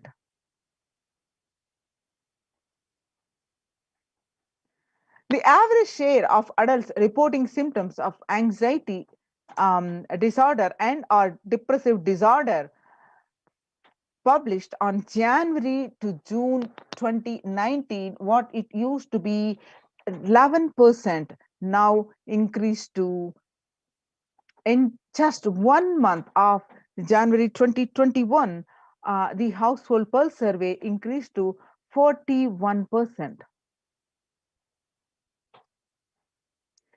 Share of adults reporting symptoms of anxiety and or depressive disorder during the COVID-19 pandemic by age. The ages 18 to 24, 56.2, and ages 25 to 49, 48.9, and adults ages 50 to 64, 39.1%, and adults age 65 plus are 29.3%. So how are you feeling? What employees say they feel more than half the time at work. 34% of the employees say tired. 34% say they are stressed, burnt out.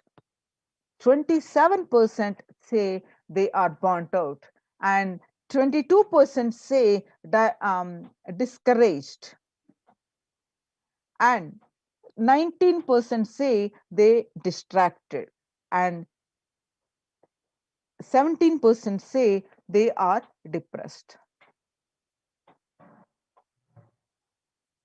So COVID-19 is a significant stressor for most Americans.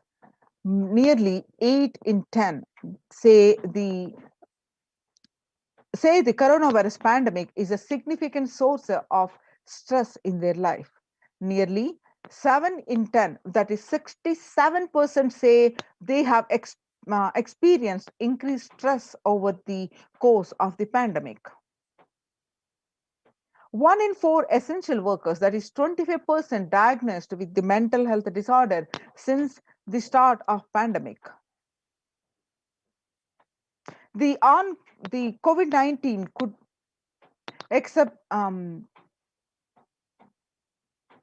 exacerbate doctors' existing mental health burden. More than 60,000 US healthcare workers have contracted COVID-19 and 300 have died. Of the healthcare workers who treated patients during China's COVID-19 outbreak, 50% showed signs of depression and 45% showed signs of anxiety, according to preliminary research. Self-reported mental health among pregnant women, new mothers, before the COVID-19 pandemic, the depression, what it used to be 15%, now during the COVID-19 pandemic, it increased to 40.7%. And the anxiety, what it used to be before COVID-19 pandemic, 29%, now during the COVID-19 pandemic, it increased to 72%.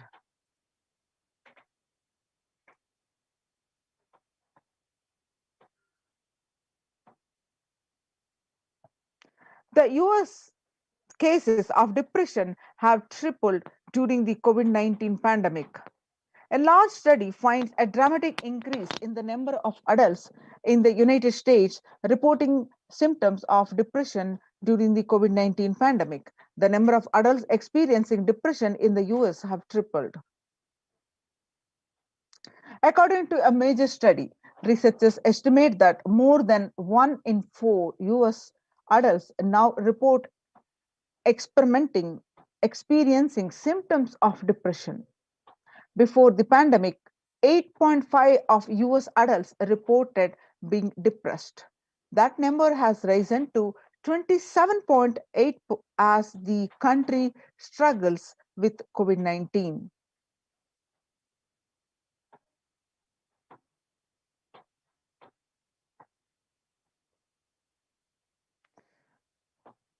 US cases of depression,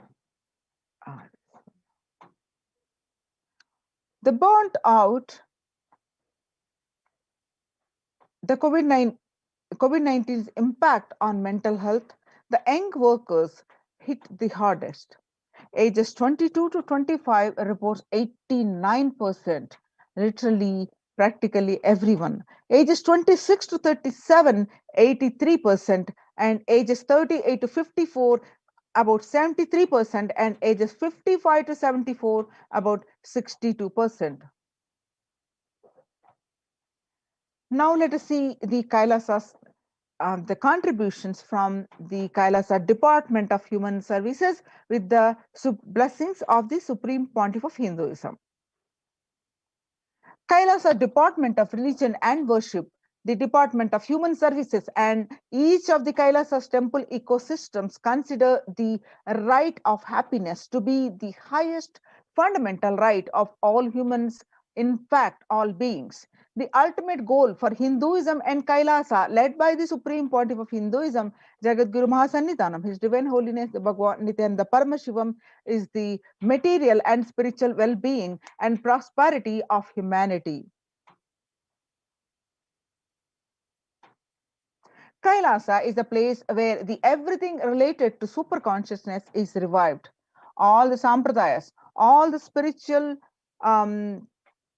ecosystems created for enlightenment will be revived and established in such a way it never gets lost again. Therefore, they are there forever serving the humanity. Let us see some of the glimpses how the Supreme Pontiff of Hinduism revived the temple ecosystems across the globe. So let us see some of the glimpses from the Adi Kailasa Sarvajna Peetham. The pictures that you're seeing are taken on 21st October 2006, following a meditation under the sacred banyan tree. The Adi Kailasa, the peacekeepers of Kailasa, along with the children of the Nithyananda Gurukul, celebrate the auspicious occasion of the Deepavali. The peacekeepers of Kailasa and participants of the Paramashivoham meditation workshop take part in the celebrations of a traditional flag hoisting ceremony, which is the picture is taken on at the Adi Kailasa, Bidadi, Bangalore, on 22nd November 2018. You're seeing the pictures on where you find the Supreme Pontiff of Hinduism conducting the Nithyananda Spurana Convention, which is also called the Live Bliss Program Level 2, a meditation workshop, Chennai, India, where you find so many thousands are attending this program. The pictures that you're seeing are from where the Supreme Pontiff of Hinduism conducting the Nithyananda Spurana Convention Live Bliss Program Level 2 at the St. Peter's Engineering College, Chennai, India. The picture is taken on 17th December 2016, where you find the Supreme Pontiff of Hinduism himself conducting the program, and thousands of devotees are watching this.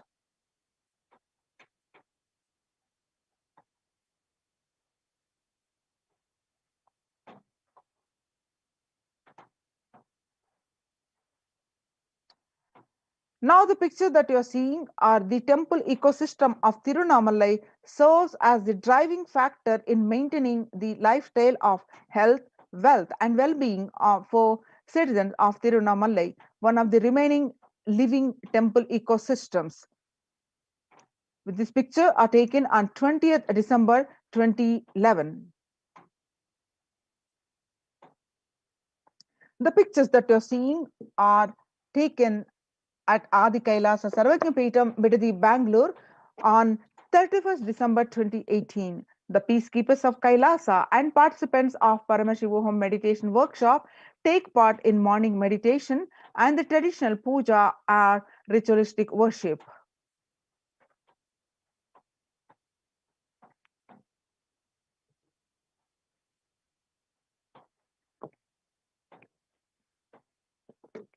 The pictures that you're seeing are again from Adi Kailasa Sarvajnapeetam.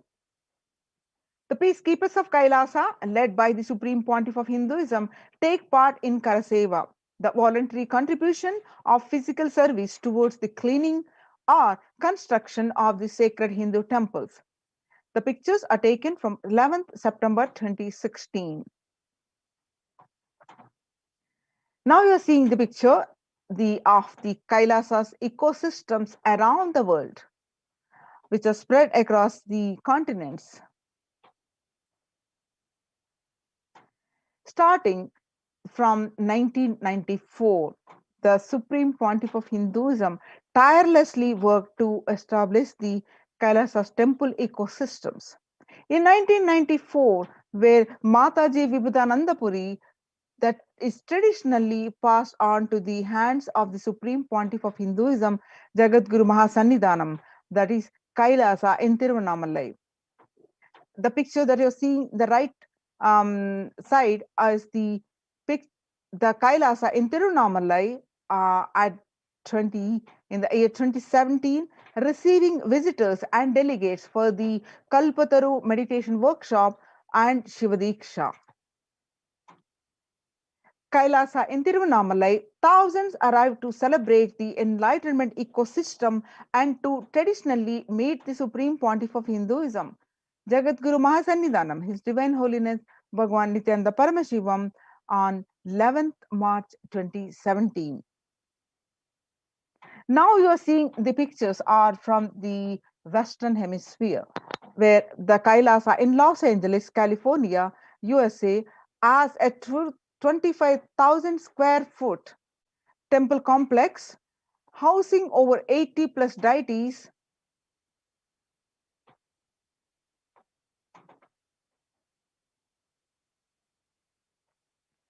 It is one of the largest Hindu temple ecosystems of the West.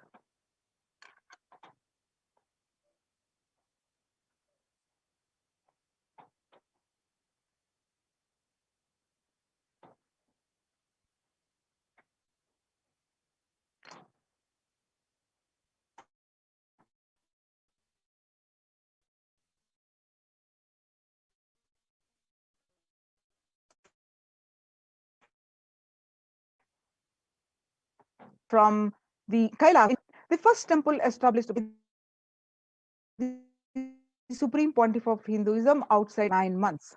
The chief presiding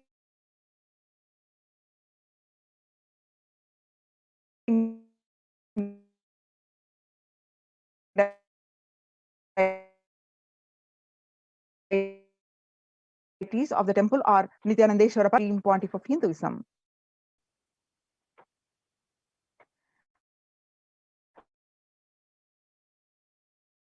Kailasa in Seattle, Washington, form of Ganesha,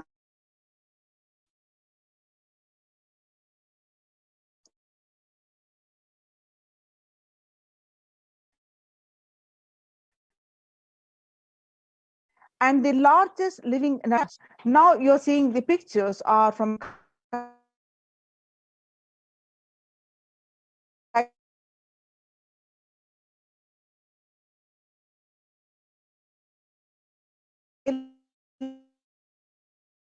Kailasa in San Jose, Nithyananda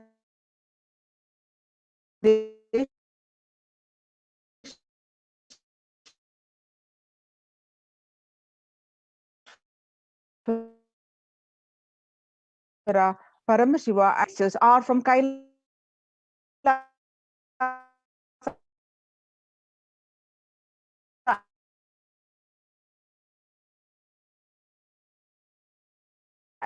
in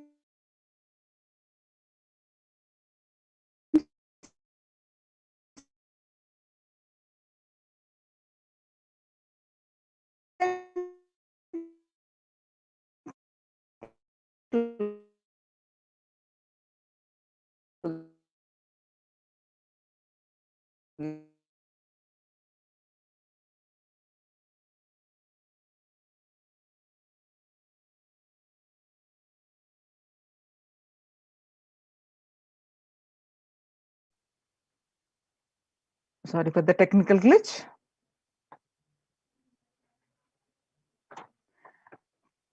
The Kailasa in Phoenix, Arizona, home to over 21 deities and with the temple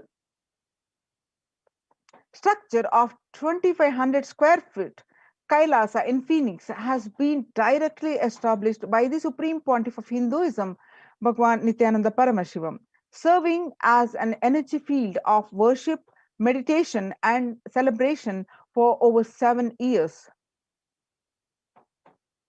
The Kailasa in Houston, Texas, they formally inaugurated in 2017. The Supreme Pontiff of Hinduism has declared Kailasa in Houston as the Parihara Sthala for all the Navagraha doshas. Kailasa in Toronto, Canada, inaugurated on July 2011. Kailasa in Toronto is the only Hindu temple in the West with all the 63 Naimanas and the 18 Siddhas residing as deities. The temple deities here are seated in exactly as they existentially preside in Kailasa around the Paramashiva, the primordial deity of Hinduism. Some more pictures are from Kailasa in Toronto, Canada. Active and alive. From 2011 onwards, Kailasa in Toronto has been blessed to radiate the super consciousness energy of Kailasa. This temple ecosystem goes on providing various temple services to the community, such as Annadan and traditional Hindu ceremonies.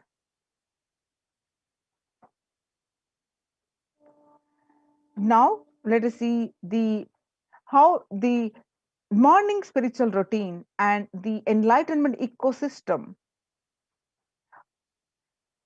with these blessings of the Supreme Pontiff of Hinduism, how these are successfully implemented in these de facto ecosystems of Kailasa, and the participants are getting the shifts after practicing these morning spiritual routine and various other practices, the shift in their physical, mental, and overall well-being.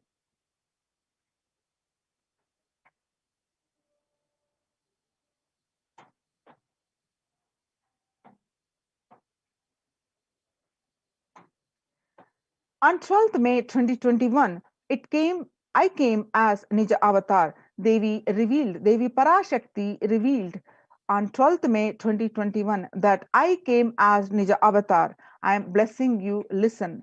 People, listen. To do good to all of you, I have taken the form of Nityananda and came down as Nija Avatar. People of India, listen. Carefully listen. Time after time, Bharatam is Jnana Bhumi, where enlightened being comes. We cannot make Jnana Bhumi as infertile. Enlightened beings have to come. They have to live and it has to flower. Few hypocrites, because they are stuck in delusion, we cannot sacrifice the world. Cosmos cannot be destroyed. The ship I did to save cosmos from being destroyed, that is called Adi Kailasa. The ship I did to protect beings from Pralaya is Adi Kailasa. Because of conspiracy of Drohis and enemies' rule, the captain has to leave the ship. Before 12 years, knowing the great deluge that is going to happen, all Aushadas by this Guru Purnima, that Jnana Rasavadam, Navapashana is going to flower. Allow people to come and take dip in Navapashana flower. People, whoever comes and dip in Vaidyasarovar, they will not have death, they will not have corona. Crores and crores of people will come in line. Every day they will take a dip and in Ananda Lingam. On 13th May 2021, Devi continued to reveal that listen well to my words. For India, I made ship as protection. The Nityananda Navapashana Lingam in Vaidyasarovar. Go to Adi Kailasa, O Indians, listen. All those regretting losing Nityananda Nija Avatara without confusion and without talking, just as lip service, go to Adi Kailasa. When the first world countries closed their borders during a massive global emergency, Kailasa has opened its door to all without exception, and the breaking news and greatest news is these systems, the Kailasas ecosystems, which are successful in implementing the COVID care protection, are now recognized by the United Nations.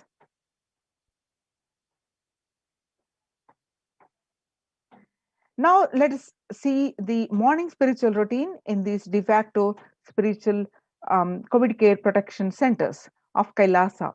Morning spiritual routine is the fuel to reach Kailasa. Morning routine and the chemical changes it brings in you, the healing it does in your system, and the biological rhythm it sets in your system, all of them are very important. It is an important fuel for you to experience the multiple dimensions of the universe. Spiritual routine and integrity to spiritual routine initiations are completely private, personal between you and me.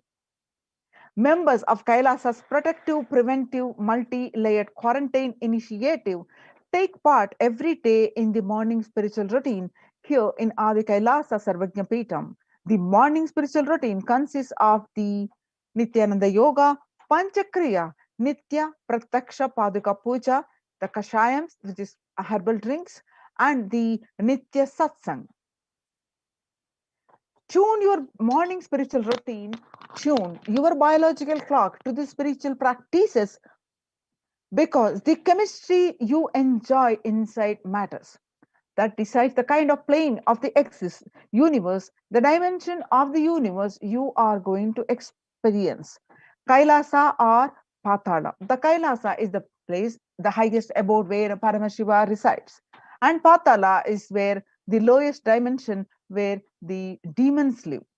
And Swarga or Naraka. Swarga is the heaven and Naraka is the hell. Morning spiritual routine is the direct path to Kailasa.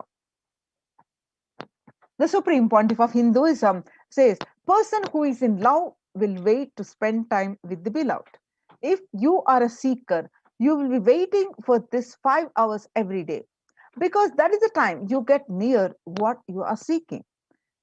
A person who is in love will be waiting to spend time with the beloved. A person who is seeking will be waiting to spend this 4 hours, because this is the time you get closest to what you are seeking. Your seeking takes shape into the system when your beloved comes near you. If you are tired, the love is gone and dead. During the morning 4 hours, if you are bored, your seeking is dead, gone, and you need to thorough overhauling inside you. You need to ask yourself, you need to question many of your answers. You need to bring pure questioning back to your life. The morning yoga, when you do the yoga, you experience your entire body becoming Amrita Sharira. That means the body filled with the nectar. It becomes an ecstatic body just by the air without any external touch.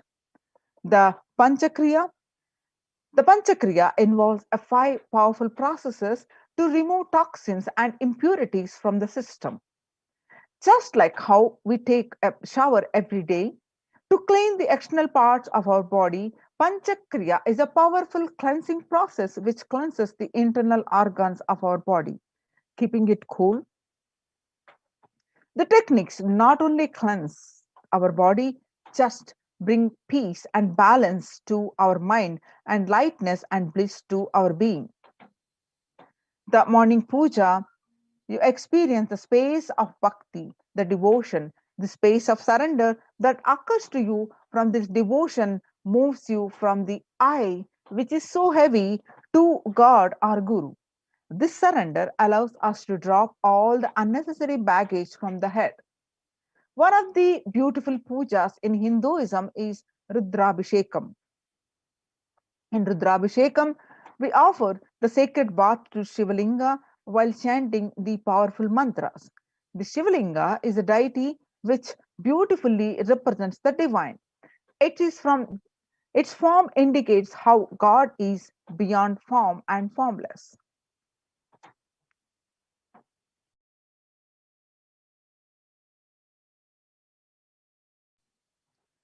In puja, we sit down and connect with God by performing Rudrabhishekam. O Sadashiva, O God, I know you are the source of you everything. You are everything, and you are in this Shivalinga, and you are in this body.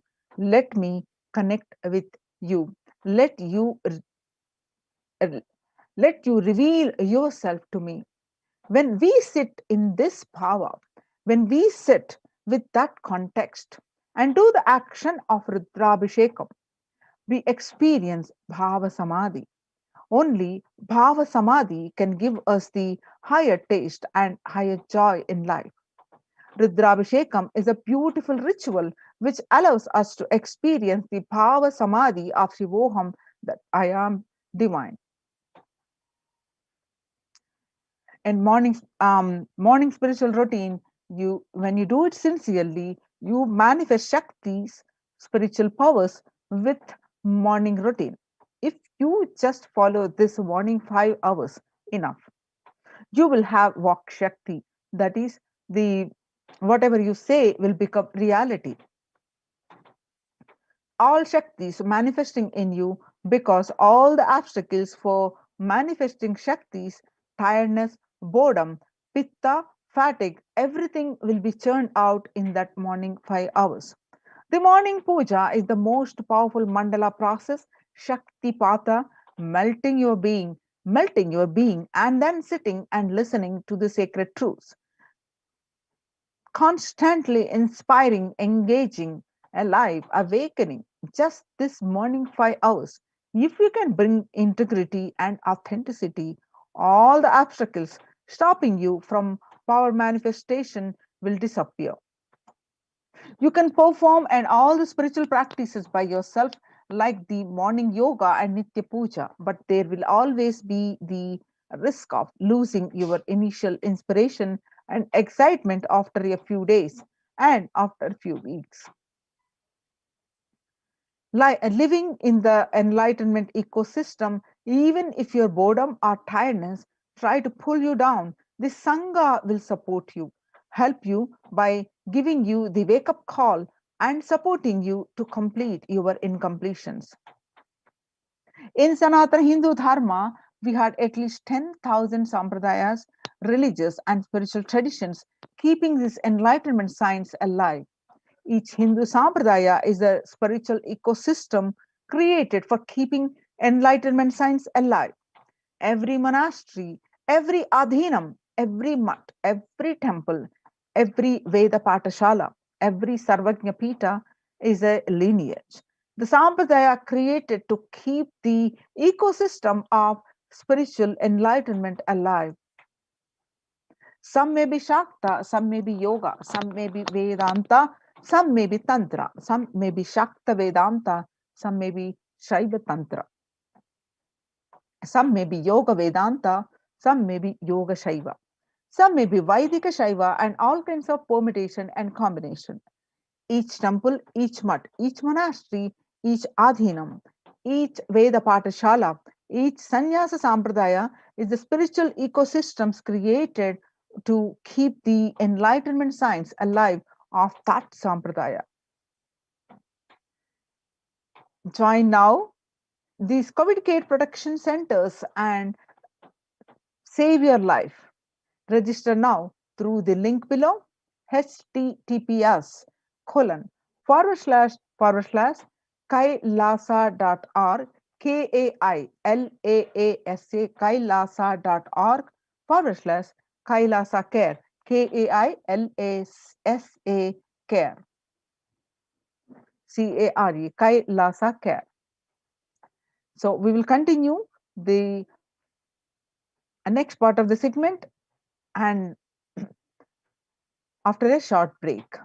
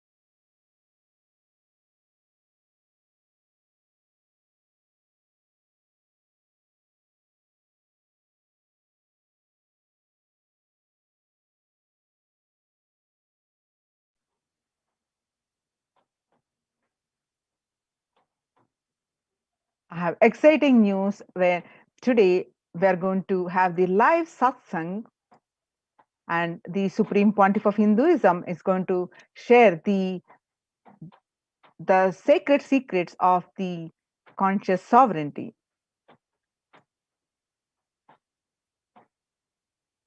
Welcome back to the next part of this segment.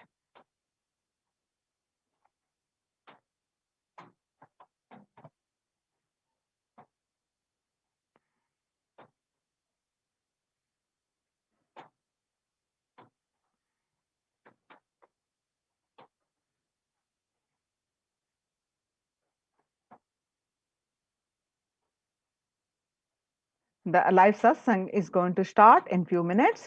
So let's get prepared.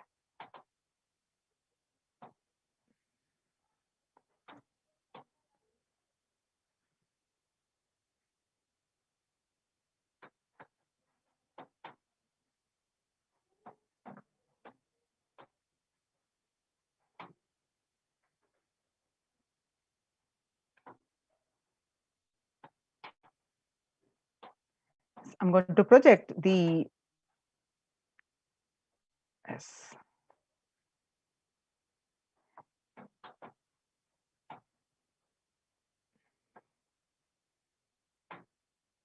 So we're going to have the live Nithyananda Satsang at 6 a.m. IST on conscious sovereignty in Chaturmasya. Conscious sovereignty not only brings you the freedom, it brings the right purpose for your freedom. Experience the freedom with right purpose through the conscious sovereignty. What is the secret behind the Chaturmasya and conscious sovereignty? Tune into the experience. And I request all the viewers to share this great, exciting news and share this in all your social media platforms. And let us all welcome Swamiji. So before that, we'll continue with our Adi Kailasa step and Kailasa's de facto spiritual embassies that are contributing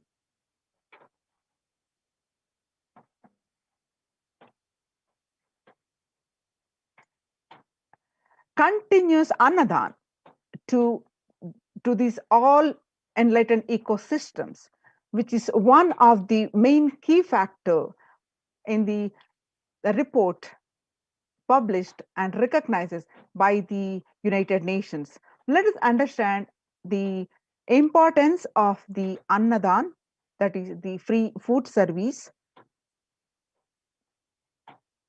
and how successfully the Supreme Pontiff of Hinduism implemented the Annadan in all the Kailasa de facto spiritual centers since more than 2 decades.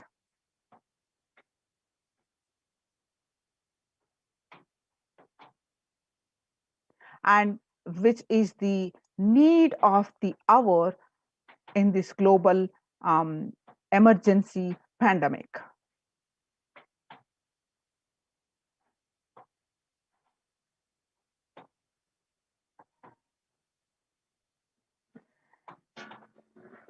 The Kailasa Department of Enlightened Civilization presents the multi-layer quarantine COVID care protection centers and the de facto embassies of Kailasa with the blessings of the Supreme Pontiff of Hinduism.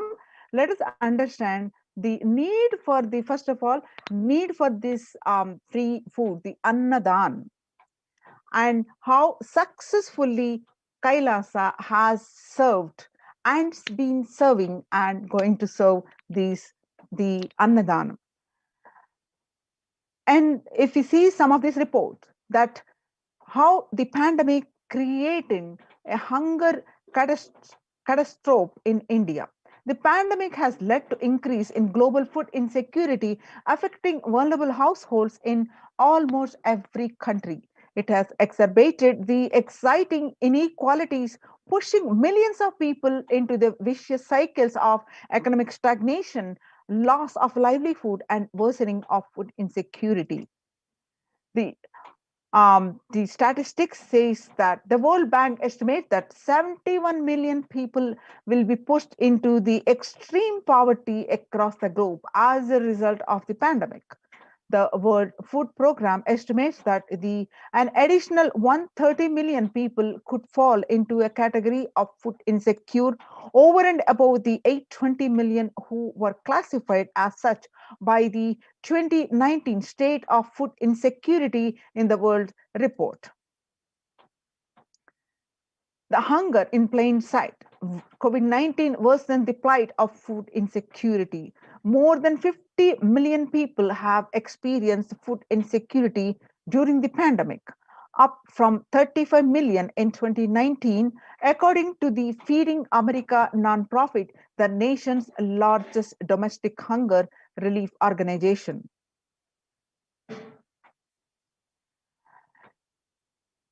The child malnutrition and hunger skyrocket in Haiti as COVID-19 infections spike. At least 86,000 children are at risk of developing the severe acute child malnutrition this year in Haiti. According to the sources connected to the United Nations Children Fund, the number of children projected to suffer from starvation this year has doubled as the impoverished, the nation continues to grapple with extraordinary political and social crises exacerbated by the pandemic. The refugees are paying the highest price in the COVID-19 pandemic. Vulnerable groups such as refugees are paying the highest price in the COVID-19 pandemic. We are seeing the alarming trends that show many refugees around the world are unable to pay the food or rent and the struggling to access healthcare and education. The price hikes in local markets and further displacement caused by campfires have pushed many families further into food insecurity. During April and May, around 30,000 refugees in the Cox's Bazar camps raised questions and concerns, with 63% seeking services, including urgent food relief and shelter. Just over one third, that is 37%, requested health or medical care. The famine risk spikes and amidst conflict and COVID-19 funding gaps. The number of people treating on the brink of famine has risen from 34 million projected at the beginning of the year to 41 million projected as of June.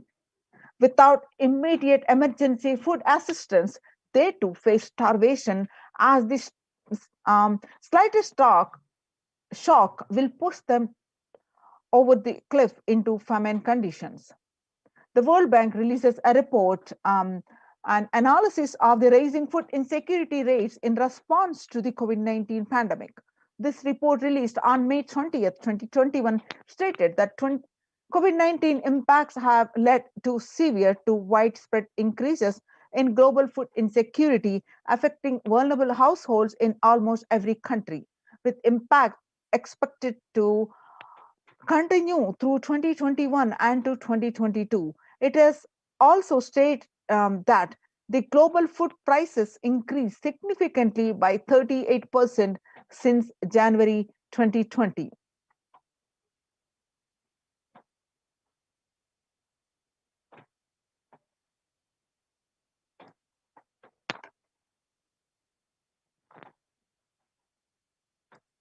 World Economic Forum, 155 million people are caught up in food crisis of varying severity.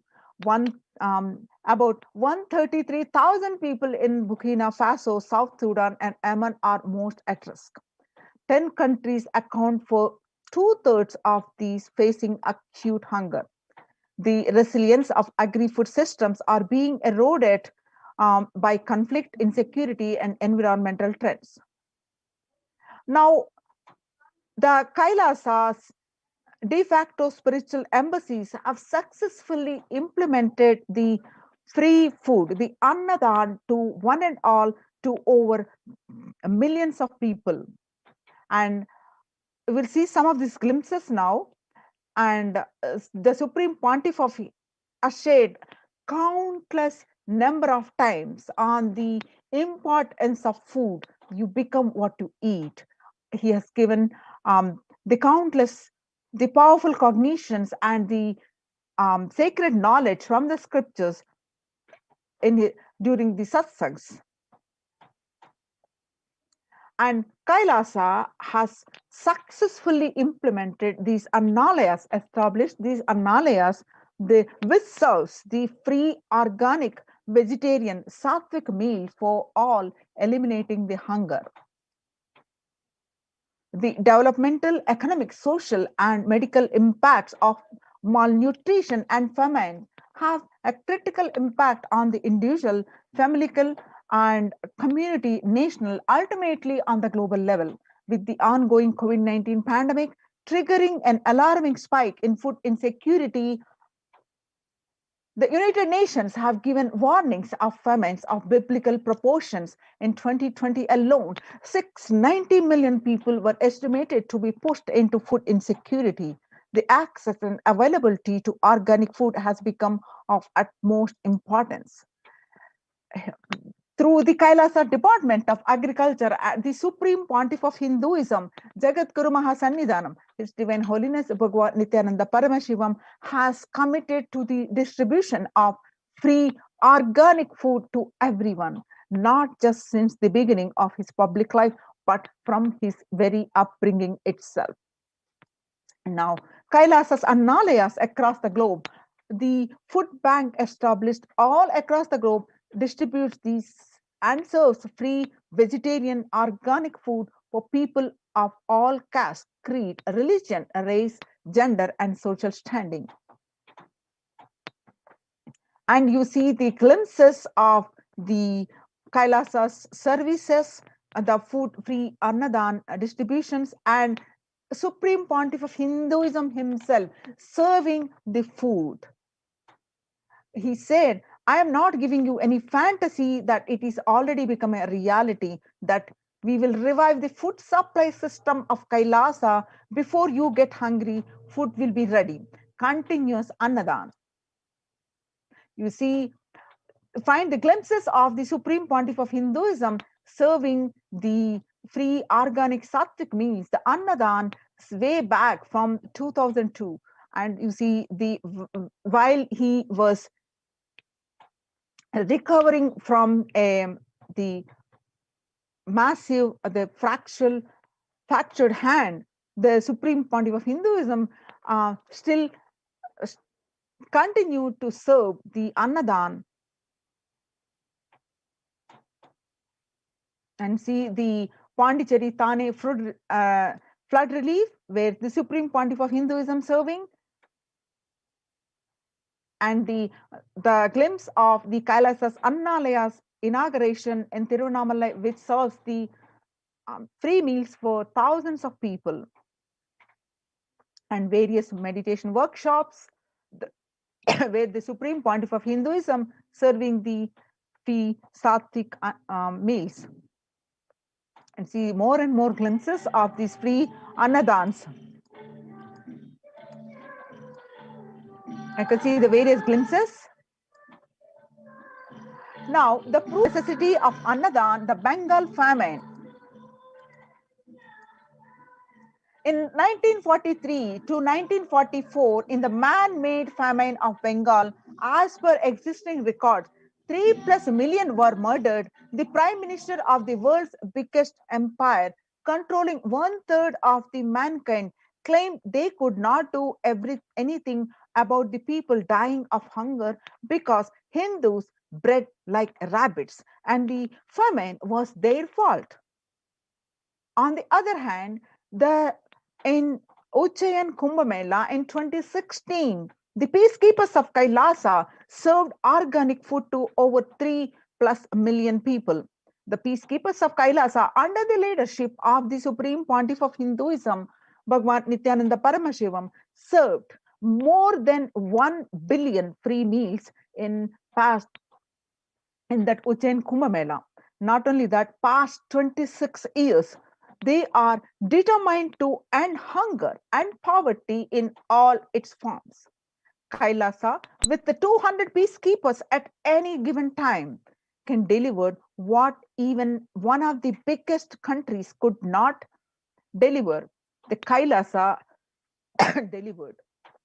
Kailasa is not driven by war, fear, or greed.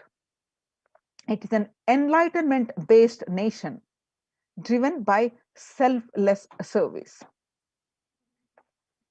So join now in Kailasa's protection, COVID care centers, and save your life and protect yourself from this pandemic. Now it's time we welcome the Supreme Pontiff of Hinduism, who is going to grace us and in few minutes.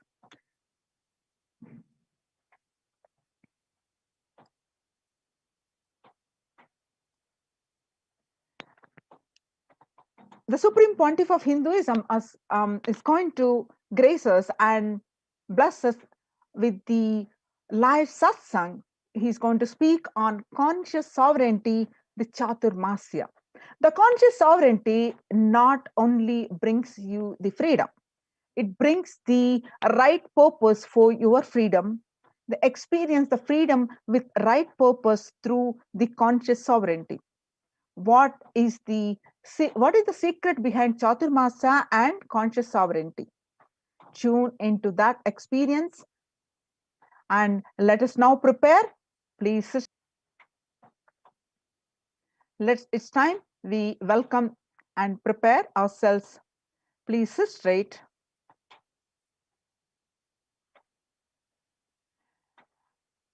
Connect with the Supreme Pontiff of Hinduism. Have a deep, strong feeling connection and sit with the deep space of gratitude. Intensely connect with him and start chanting the Mahavakya. Om Nithyananda Paramashivoham.